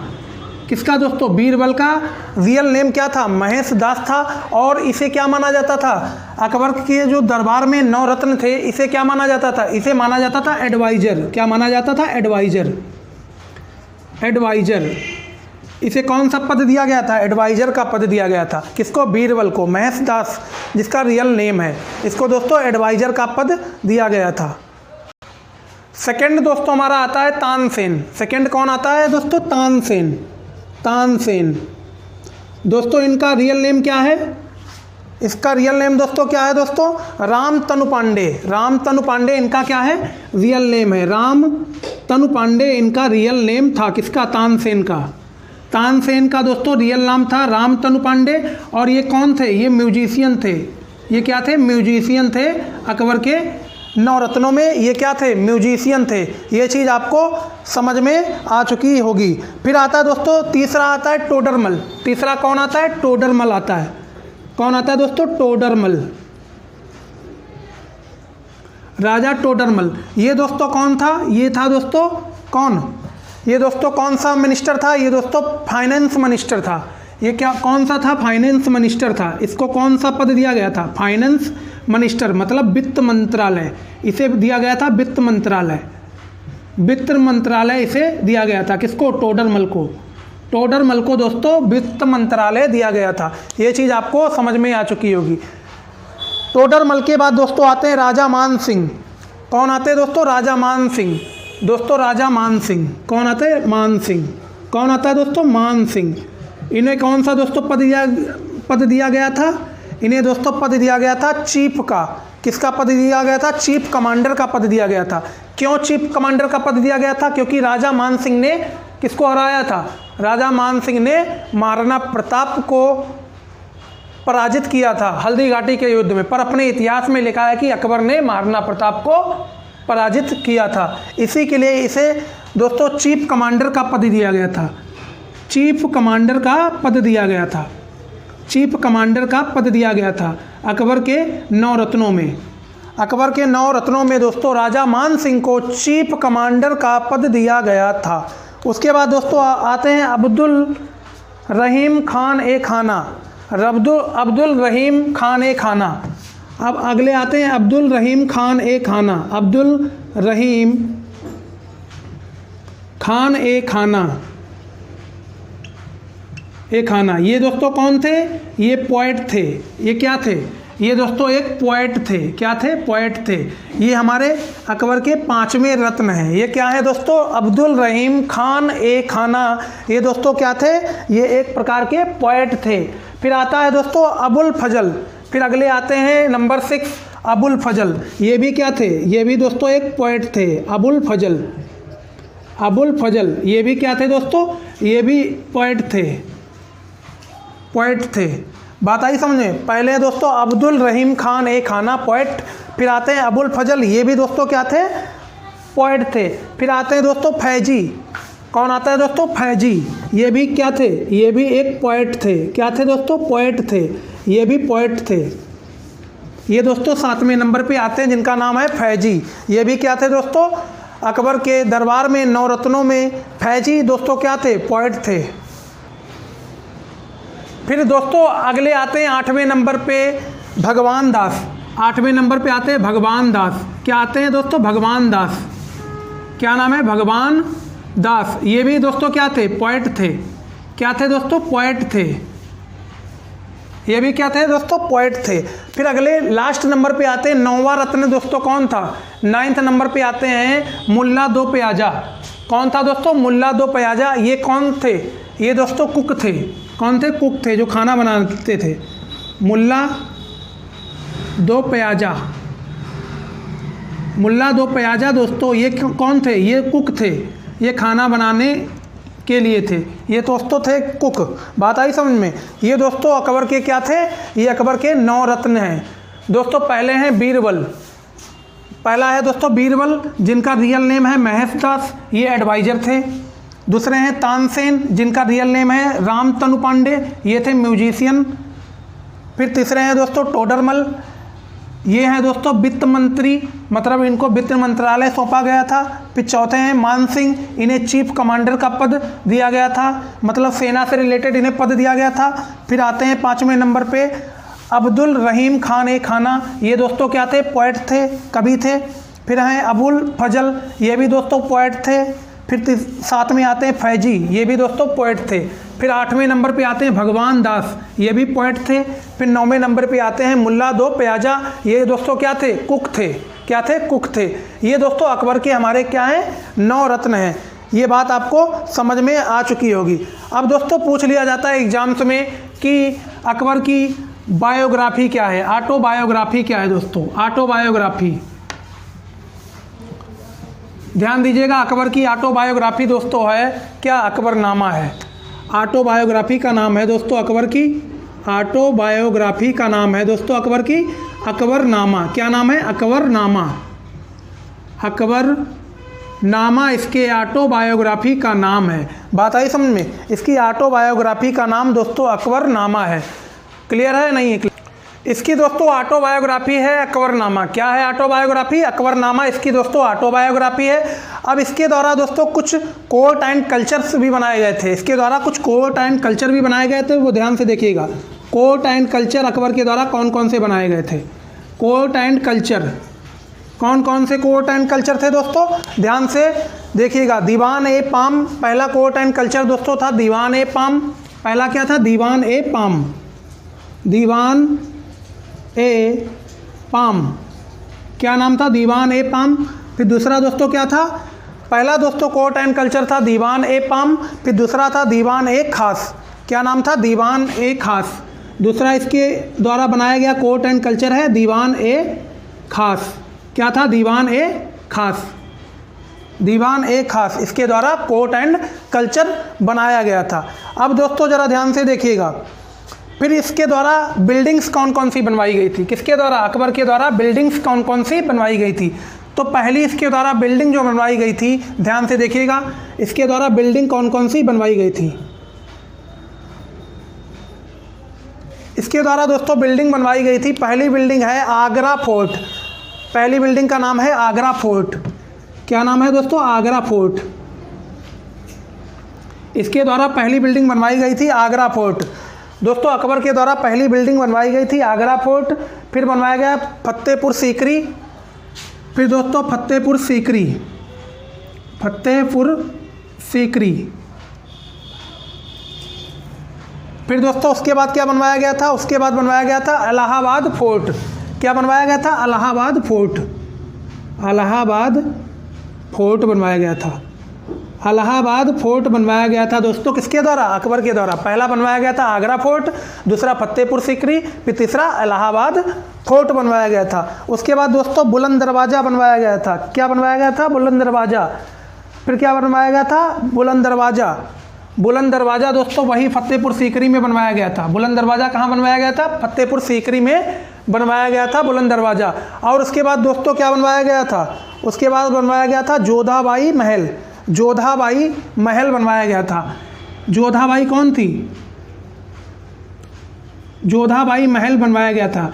जोधाबाई दोस्तों इसकी क्या थी, पत्नी थी। जोधाबाई इसकी कौन थी, इसकी क्या थी दोस्तों, जोधाबाई महल इसकी क्या थी, पत्नी थी। फिर इसके द्वारा क्या बनवाया गया था, इबादत खाना। इबादत खाना हमने अभी आपको बताया था, इबादत खाना जहाँ पे सभी धर्म के लोग आके क्या करेंगे, धर्म के बारे में शिक्षा लेंगे। बात आई समझ में। ये दोस्तों इसके द्वारा कुछ कार्य कराए गए थे। आगरा फोर्ट, बुलंद दरवाज़ा फतेहपुर सीकरी में बनवाया गया था, इलाहाबाद फोर्ट, जोधाबाई महल, इबादत खाना। ये दोस्तों किसके द्वारा बनवाया गया था, अकबर के द्वारा बनवाया गया था। उसके बाद दोस्तों आते हैं, बस इसके बाद दोस्तों इसका शासन यहीं पे ख़त्म हो जाता है। दोस्तों इसकी मौत एक सामान्यतः इसकी मौत हुई थी, कोई इसका मतलब कारण नहीं बताया गया है इतिहास में, इसकी मौत ऐसे सामान्यतः हुई है। अब चलते हैं आगे दोस्तों, इसके बाद देखते हैं कि अगला कौन सा शासक है, मुस्लिम शासक कौन है अगला। फिर अगला दोस्तों मुस्लिम शासक आता है जहांगीर। जहांगीर दोस्तों आता है अगला मुस्लिम शासक। कौन आता है, जहांगीर। कब से कब तक दोस्तों, 1605 से 1627 के बीच जहांगीर क्या करता है, शासन करता है। दोस्तों अकबर के जाने के बाद कौन आता है, जहांगीर आता है। जहांगीर कब से कब तक शासन करता है, 1605 से लेकर 1627 के बीच तक ये क्या करता है दोस्तों, ये शासन करता है। दोस्तों ये इसके पिताजी का नाम क्या था, इसके फादर का नाम था दोस्तों अकबर। क्या नाम था इसके फादर का नाम, अकबर इसके फादर का नाम था। दोस्तों ये अकबर का क्या है, बेटा है। अकबर के जाने के बाद उसके बेटे ने क्या की, गद्दी हासिल कर ली और शासन चलाने लगा। जहांगीर का पिता कौन था दोस्तों, अकबर था। अकबर के जाने के बाद उसका बेटा आ जाता है जहांगीर। ये कब से कब तक राज्य करता है, 1605 से लेकर 1627 तक क्या करता है दोस्तों, राज्य करता है। और इसका बचपन का नाम क्या था, मतलब चाइल्डहुड नेम क्या था, सलीम। इसका चाइल्डहुड नेम क्या था दोस्तों, चाइल्डहुड नेम इसका था सलीम। क्या नाम था इसका, चाइल्डहुड, सलीम। सलीम इसका चाइल्डहुड नेम था। बात आई समझ में, जहांगीर का चाइल्डहुड का नेम दोस्तों था सलीम। ये चीज़ आपको समझ में आ चुकी होगी। अब इसे दोस्तों क्या बोला जाता है, किंग ऑफ जस्टिस, न्याय का राजा। इसे क्या बोला जाता है, किंग ऑफ जस्टिस। क्या बोला जाता है, king of justice, king of justice, न्याय का राजा। इसे क्या बोला जाता है, न्याय का राजा, न्याय का राजा। दोस्तों इसके शासनकाल में वो भले ही कोई मंत्री हो या कोई भी हो, एनीबॉडी, वो चाहे कोई एक आम जनमानस है या आम जनता है या कोई मंत्री है, अगर उसने अन्याय किया है तो उसको उतनी ही सज़ा मिलेगी जितना एक आम इंसान को मिलेगी। इसी के लिए इसे बोला गया है किंग ऑफ जस्टिस, न्याय का राजा। क्या बोला गया है दोस्तों, इसे टाइटल दिया गया है न्याय का राजा। अब दोस्तों 1608 में क्या होता है, 1608 में एक ब्रिटिशर्स आता है।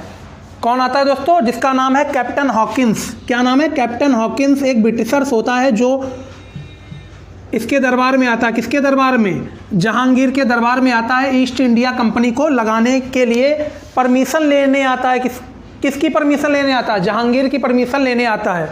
कब आता है दोस्तों, 1608 में एक ब्रिटिशर्स आता है जिसका नाम है कैप्टन हॉकिंस। ये कौन है दोस्तों, ब्रिटिशर्स है। ये दोस्तों किस चीज़ की परमिशन लेने आता है, ये ईस्ट इंडिया कंपनी लगाने के लिए ये परमिशन लेने आता है। East India company, east India company को लगाने के लिए ये जहांगीर से परमिशन लेने 1608 में आता है। बात आई समझ में, 1608 में ये ईस्ट इंडिया कंपनी को लगाने के लिए ये परमिशन लेने जहांगीर से आता है, जिसका नाम है दोस्तों कैप्टन हॉकिंस। और दोस्तों इसकी ऑटोबायोग्राफी क्या है, इसकी ऑटोबायोग्राफी है जहांगीर की तुजुक ए जहांगीरी। तुजुक ए जहांगीरी इसकी क्या है, ऑटोबायोग्राफी है।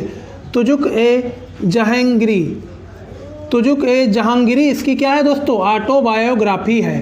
क्या है दोस्तों, ऑटोबायोग्राफी है। तुजुक ए जहांगीरी इसकी ऑटोबायोग्राफी है दोस्तों, ऑटोबायोग्राफी है इसकी तुजुक ए जहांगीरी। किसकी, जहांगीर की ऑटोबायोग्राफी है तुजुक ए जहांगीरी। इसकी दोस्तों क्या है, ऑटोबायोग्राफी है।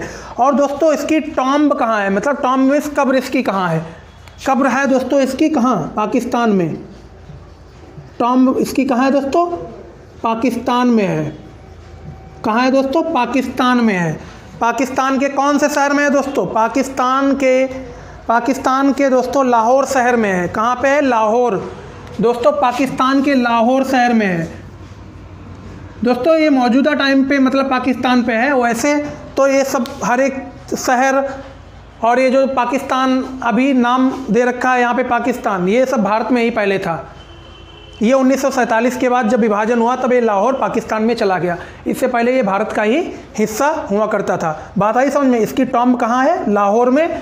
लाहौर दोस्तों ये पाकिस्तान की एक क्या है, सिटी है दोस्तों, ये पाकिस्तान में पड़ती है लाहौर। बात आई समझ में, ये चीज़ आपको क्लियर हो चुकी होगी। अब दोस्तों इसे क्या बोला जाता है, जहांगीर के समय में मतलब गोल्डन टाइम था। किसका, पेंटिंग का गोल्डन टाइम था, गोल्डन टाइम ऑफ पेंटिंग्स। ये जो समय था, ये दोस्तों समय क्या था, गोल्डन टाइम था पेंटिंग्स के लिए। इसी के लिए हम बोलते हैं गोल्डन टाइम ऑफ पेंटिंग्स। इसे दोस्तों पेंटिंग्स वगैरह बहुत ही ज़्यादा पसंद थी। क्या थी दोस्तों, इसे पेंटिंग्स बहुत पसंद थी। इसी के लिए इसके जो समय में इसका जो शासनकाल था उसको बोला जाता है golden time of paintings.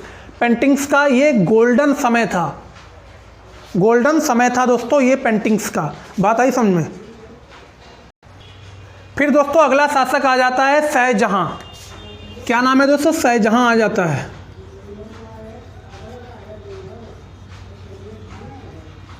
Shahjahan दोस्तों आ जाता है। बात आई समझ में। फिर अगला शासक दोस्तों आ जाता है शाहजहां। ये कब से कब तक दोस्तों शासन करता है? ये दोस्तों 1628 से 1658 के बीच शासन करता है। 1628 से 1658 के बीच ये क्या करता है दोस्तों? शासन करता है। कौन?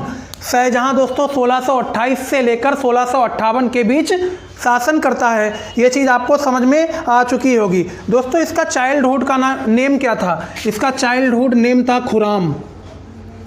खुराम इसके चाइल्डहुड का नेम था। क्या था दोस्तों?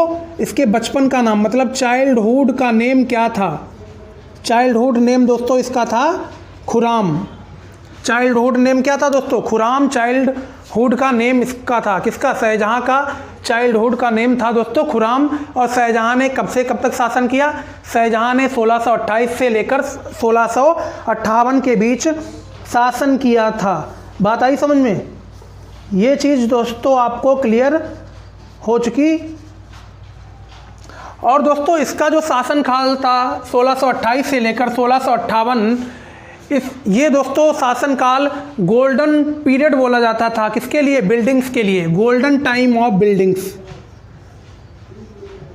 गोल्डन टाइम ऑफ या golden period of buildings, period of buildings. दोस्तों ये जो बिल्डिंग्स का था बहुत ही गोल्डन पीरियड था। किसके शासनकाल में? शाहजहां के शासनकाल में गोल्डन पीरियड था दोस्तों बिल्डिंग्स का। बिल्डिंग्स का क्या था दोस्तों? गोल्डन पीरियड था। ये चीज़ आपको समझ में आ चुकी है। दोस्तों इसने एक शहर की स्थापना की जिसका नाम है शाहजहानाबाद। क्या नाम है दोस्तों? सिटी का नाम है शाहजहानाबाद। इसने अपने नाम से ही शाहजहानाबाद, शाहजहानाबाद शहर की स्थापना की, जो दोस्तों कहाँ पड़ता है? दिल्ली में पड़ता है।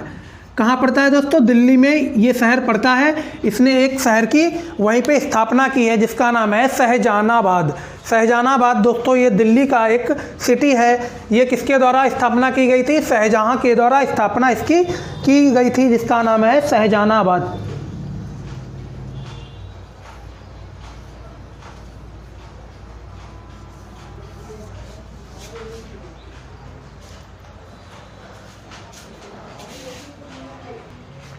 दोस्तों ये बताया जाता है कि शाहजहां के समय में औरंगजेब को क्या किया जाता है? अरेस्ट कर लिया जाता है। कहाँ अरेस्ट कर लिया जाता है? आगरा फोर्ट में अरेस्ट कर लिया जाता है। आगरा फोर्ट में क्या कर लिया जाता है? अरेस्ट कर लिया जाता है। किसको? औरंगजेब को। औरंगजेब को क्या कर लिया जाता है? अरेस्ट कर लिया जाता है।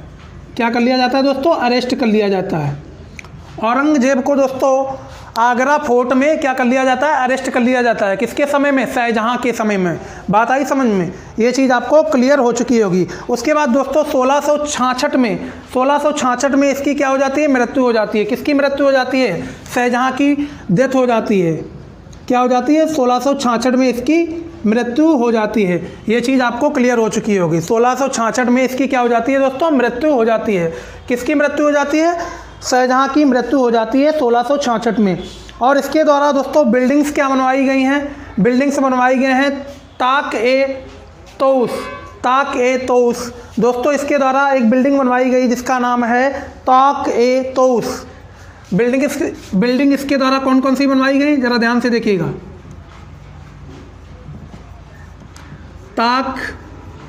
ताक-ए-तौस, ताक-ए-तौस नामक इसके द्वारा क्या बनवाई गई थी दोस्तों? बिल्डिंग बनवाई गई थी।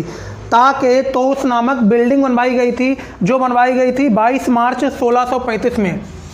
22 मार्च 1635 में इसके द्वारा एक बिल्डिंग बनवाई गई थी जिसका नाम है ताक-ए-तौस। ताक-ए-तौस नामक एक बिल्डिंग है जो 22 मार्च 1635 में बनवाई गई थी। किसके द्वारा? शाहजहां के द्वारा। बात आई समझ में?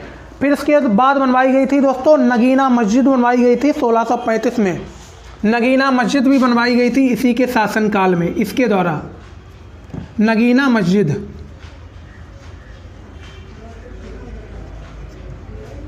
नगीना मस्जिद दोस्तों इसके द्वारा बनवाई गई थी। किसके द्वारा? शाहजहां के द्वारा नगीना मस्जिद बनवाई गई थी। कब बनवाई गई थी? 1635 AD में बनवाई गई थी। 1635 AD में बनवाई गई थी। बात आई समझ में आप सभी को। 1635 में नगीना मस्जिद इसके द्वारा बनवाई गई थी। और उसके बाद इसके द्वारा बनवाया गया था दोस्तों ताजमहल। ताजमहल जो फेमस है, इसकी जो सबसे फेमस बिल्डिंग दोस्तों कौन सी है? ताजमहल, जो 1631 से लेकर कब तक बना था दोस्तों? 1631 से लेकर कब तक बना था? 1631 से लेकर 1653 तक दोस्तों, इतना इसका समय लगा था, 1653। इस कार्यकाल में दोस्तों क्या हुआ था? इस कार्यकाल में ताजमहल बनके तैयार हुआ था। इतनी चीज़ आपको क्लियर हो चुकी होगी दोस्तों। ताजमहल किसके द्वारा बनवाया गया था? शाहजहाँ के द्वारा बनवाया गया था। ये एक फेमस बिल्डिंग है, किसके शासनकाल की? शाहजहाँ के शासनकाल की। उसके बाद दोस्तों रेड फोर्ट बनवाया गया था 1638 में। 1638 में क्या बनवाया गया था? रेड फोर्ट, लाल किला हम जिसे बोलते हैं। लाल किला कब बनवाया गया था? 1638 में। किसके द्वारा? ये शाहजहाँ के द्वारा रेड फोर्ट, मतलब जिसे हम बोलते हैं लाल किला, ये 1638 में बनवाया गया था। फिर आगे आती है जामा मस्जिद। जामा मस्जिद दोस्तों 1644 में बनवाई गई थी। किसके द्वारा? शाहजहाँ के द्वारा। जामा मस्जिद 1644 में बनवाई गई थी। किसके द्वारा दोस्तों? शाहजहाँ के द्वारा बनवाई गई थी। फिर आता है मोती मस्जिद। 1648 में मोती मस्जिद बनवाई गई थी। किसके द्वारा? शाहजहाँ के द्वारा मोती मस्जिद बनवाई गई थी दोस्तों। मोती मस्जिद बनवाई गई थी शाहजहाँ के द्वारा। कब बनवाई गई थी? 1648 में। कहाँ पे है दोस्तों ये मोती मस्जिद? ये मोती मस्जिद दोस्तों आगरा में है। कहाँ पे है? आगरा में मोती मस्जिद है। ये किसके द्वारा बनवाई गई थी? शाहजहाँ के द्वारा बनवाई गई थी 1648 में। इसी के लिए बोला जाता है दोस्तों ये गोल्डन पीरियड था। किस चीज़ का गोल्डन पीरियड था? बिल्डिंग्स का। क्योंकि देखिए पहली थी बिल्डिंग ताक-ए-तोस 22 मार्च 1635 में बनवाई गई थी। फिर है नगीना मस्जिद 1635 में बनवाई गई थी। ताजमहल 1631 से 1653 के बीच बना था। रेड फोर्ट मतलब लाल किला 1638 में बनवाया गया था। जामा मस्जिद 1644 में बनवाया गया था।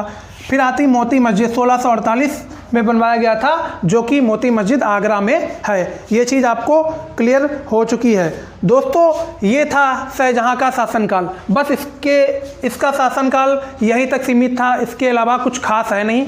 हमने हर एक जानकारी आपको शाहजहाँ के बारे में दी है। अब इसके बाद दोस्तों आता है औरंगजेब। कौन आता है दोस्तों? औरंगजेब। औरंगजेब दोस्तों इसके बाद आता है। कौन आता है दोस्तों? औरंगजेब आता है। ध्यान से देखिएगा एक एक चीज़ जो हमारे द्वारा यहाँ पे बताई जा रही है।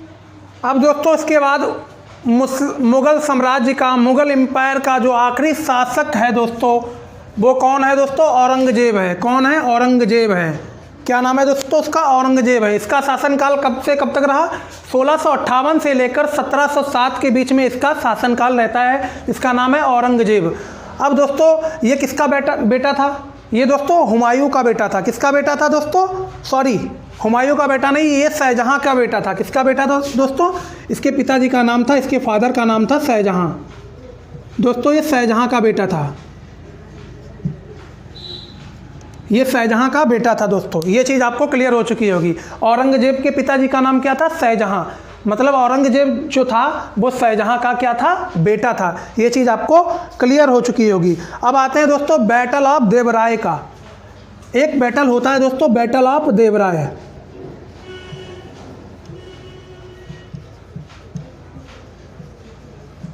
बैटल ऑफ देवराय, इसके बारे में ज़रा ध्यान से देखिएगा। एक एक चीज़ हम आप सभी को यहाँ पे इस चीज़ के बारे में जानकारी देने वाले हैं। ये दोस्तों बैटल ऑफ देवराय, ये कब हुआ था दोस्तों बैटल? ये हमारा बैटल हुआ था 1659 में। कब हुआ था दोस्तों? 1659 को। मतलब देखिए औरंगजेब कब आया? 1658 में। उसके बाद एक बैटल हो जाता है 1659, जिसका नाम है दोस्तों बैटल ऑफ क्या? जिसका नाम है दोस्तों battle of Devaraya. Battle of Devaraya में दोस्तों क्या होता है? एक दारा सिको होते हैं दोस्तों। दारा सिको ये क्या होते हैं? इसमें डिफीटेड हो जाते हैं, मतलब ये हरा दिए जाते हैं। दारा सिको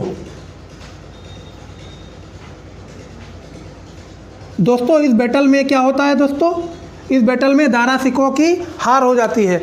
बैटल ऑफ देवराय नामक जो 1659 में हुआ था, इसमें दारा सिको की हार हो जाती है। क्या हो जाती है? दारा सिको की हार हो जाती है। उसके बाद हार होने के बाद क्या होता है दोस्तों? उसके बाद क्या होता है दोस्तों? ये उसके बाद क्या होता है दोस्तों, after that he murdered his brother, after that he murdered his brother. उसके बाद क्या होता है, after that he murdered his brother, अपने भाई को क्या कर देता है, मार देता है। बात आई समझ में, अपने भाई को क्या कर देता है, भाई का मर्डर कर देता है। ये चीज़ आपको समझ में आ चुकी होगी। On the behalf of condemn Islam, किसके सामने, इस्लाम के सामने। On the behalf of condemn Islam, on the behalf of,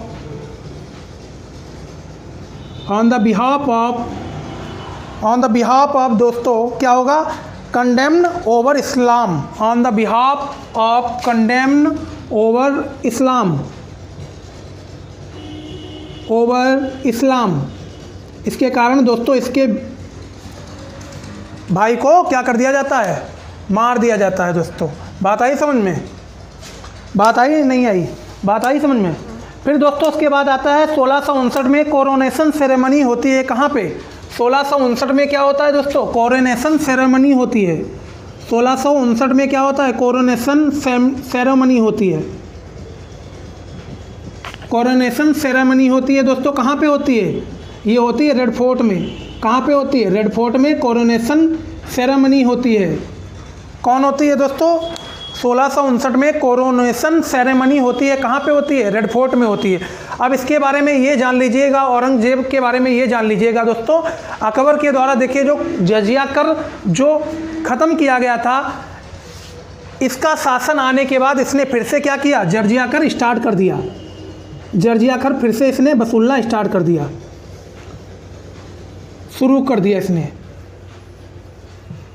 शुरू कर दिया, इसने जजिया कर वसूलना फिर से शुरू कर दिया। बात आई समझ में। इसने जजिया कर दोस्तों जो जजिया टैक्स अकबर के द्वारा ख़त्म किया गया था, औरंगजेब के शासन आने के बाद जजिया कर इसने फिर से वसूलना शुरू कर दिया।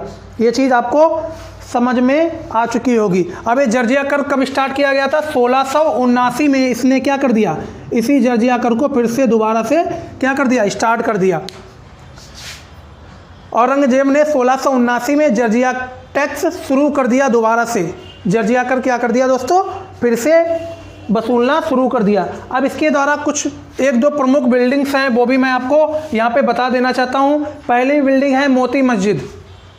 पहली बिल्डिंग कौन सी है दोस्तों, मोती मस्जिद। पहली बिल्डिंग कौन सी है, मोती मस्जिद है। पहली बिल्डिंग इसकी है मोती मस्जिद।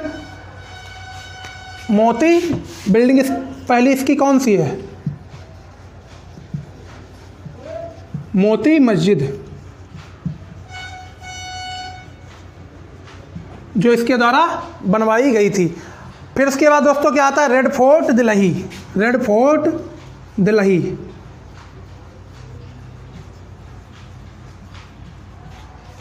रेड फोर्ट दिल्ली दोस्तों बिल्डिंग कौन सी थी, मोती मस्जिद। कौन सी थी दोस्तों, मोती मस्जिद बिल्डिंग थी।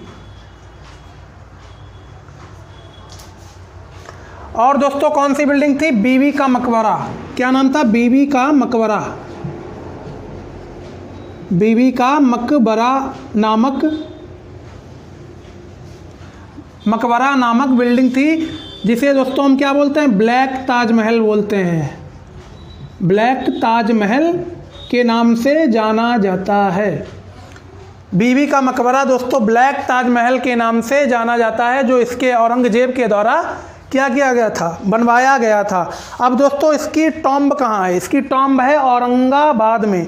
इसकी दोस्तों कब्र कहाँ है, इसकी कब्र है, टॉम्ब मतलब कहाँ है इसकी टॉम्ब, इसकी टॉम्ब है औरंगाबाद में। औरंगाबाद में इसकी क्या है, टॉम्ब है।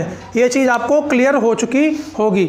एक चीज़ और भी आपको क्लियर किए दे रहा हूँ कि दोस्तों जो ताजमहल था, यहीं से दोस्तों मुग़ल शासन पूरा ख़त्म होता हुआ, हमने शुरू से आखिरी तक आपको पूरा मुग़ल शासन करा दिया।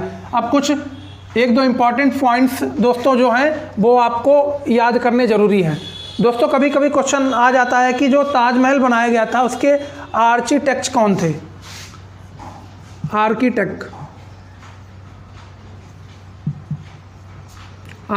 ऑफ ताजमहल। आर्किटेक्ट कौन थे, मतलब ताजमहल को बनाने वाले कौन था दोस्तों। देखिए हमें मालूम है कि ताजमहल को शाहजहां ने बनवाया, वो तो ठीक है, लेकिन कौन था आर्किटेक्ट, कौन था दोस्तों। आर्किटेक्ट थे, एक थे दोस्तों उस्ताद अहमद लोरी, एक थे उस्ताद ईसा खान, एक थे उस्ताद अहमद लोरी। पहला था दोस्तों उस्ताद अहमद लोरी, और क्या नाम था दोस्तों, उस्ताद पहले ये थे दोस्तों, दूसरे ये थे, दो दोस्त थे उस्ताद ईसा खान, दूसरे थे उस्ताद ईसा खान। ये दोस्तों क्या थे, ये थे आर्किटेक्ट थे, किसके, ताजमहल के आर्किटेक्ट थे। कौन कौन, उस्ताद अहमद लोरी और उस्ताद ईसा खान, ये दो लोग थे जो आर्किटेक्ट थे किसके, ताजमहल के। सो दोस्तों हमारे द्वारा जो भी जानकारी दी गई अगर आपको अच्छी लगी हो तो वीडियो को लाइक करना, शेयर करना अथवा कमेंट करना बिल्कुल भी ना भूलें। और जो भी जानकारी हमारे द्वारा दी गई है अगर आपको अच्छी लगी हो तो वीडियो चैनल को जरूर सब्सक्राइब कर लीजिएगा, क्योंकि ऐसे ही तमाम जानकारी पाने के लिए हमारे चैनल को आज ही सब्सक्राइब कर लीजिएगा, क्योंकि जो भी जानकारी हमारे द्वारा दी जाएगी वो सबसे पहले आपके पास पहुँचे, तो आप चैनल को ज़रूर सब्सक्राइब कर लीजिएगा। सो दोस्तों हमारे द्वारा जो भी ये जो लेक्चर में पूरी जानकारी दी गई है अगर आपको अच्छी लगी हो तो वीडियो को ईमानदारी से लाइक करना बिल्कुल भी ना भूलें और चैनल को ज़रूर सब्सक्राइब कर लीजिएगा, क्योंकि आपके सपोर्ट से ही हम आपके लिए समय समय पर बेहतरीन सी चीज़ें लाया करेंगे। ये दोस्तों ये जो लेक्चर है ये काफ़ी परीक्षाओं के लिए इम्पॉर्टेंट है, जैसे एसएससी है और बैंकिंग से रिलेटेड है, डिफेंस से रिलेटेड है दोस्तों, और सारी परीक्षाएं जितनी हैं दोस्तों जिसमें मतलब जीके जीएस पूछा जाता है, ये सभी परीक्षाओं के लिए बहुत ही मोस्ट इम्पॉर्टेंट टॉपिक था। अब दोस्तों हमारे चैनल का नेम है मैथ्स बाय निखिल दीक्षित। क्या नाम है, मैथ्स बाय निखिल दीक्षित। इसे आप अभी सब्सक्राइब कर लीजिए। क्या कर लीजिएगा दोस्तों, मैथ्स बाय निखिल दीक्षित को अभी सब्सक्राइब कर लीजिएगा। क्या कर लीजिएगा दोस्तों, अभी सब्सक्राइब कर लीजिएगा और बेल नोटिफिकेशन को भी प्रेस कर लीजिएगा। क्या कर लीजिएगा, बेल नोटिफिकेशन को भी प्रेस कर लीजिएगा, बेल नोटिफिकेशन को भी प्रेस कर लीजिएगा। बात आई समझ में। तो इसी के साथ हमारा वीडियो एंड होता हुआ। जय हिंद, जय भारत, फिर मिलते हैं।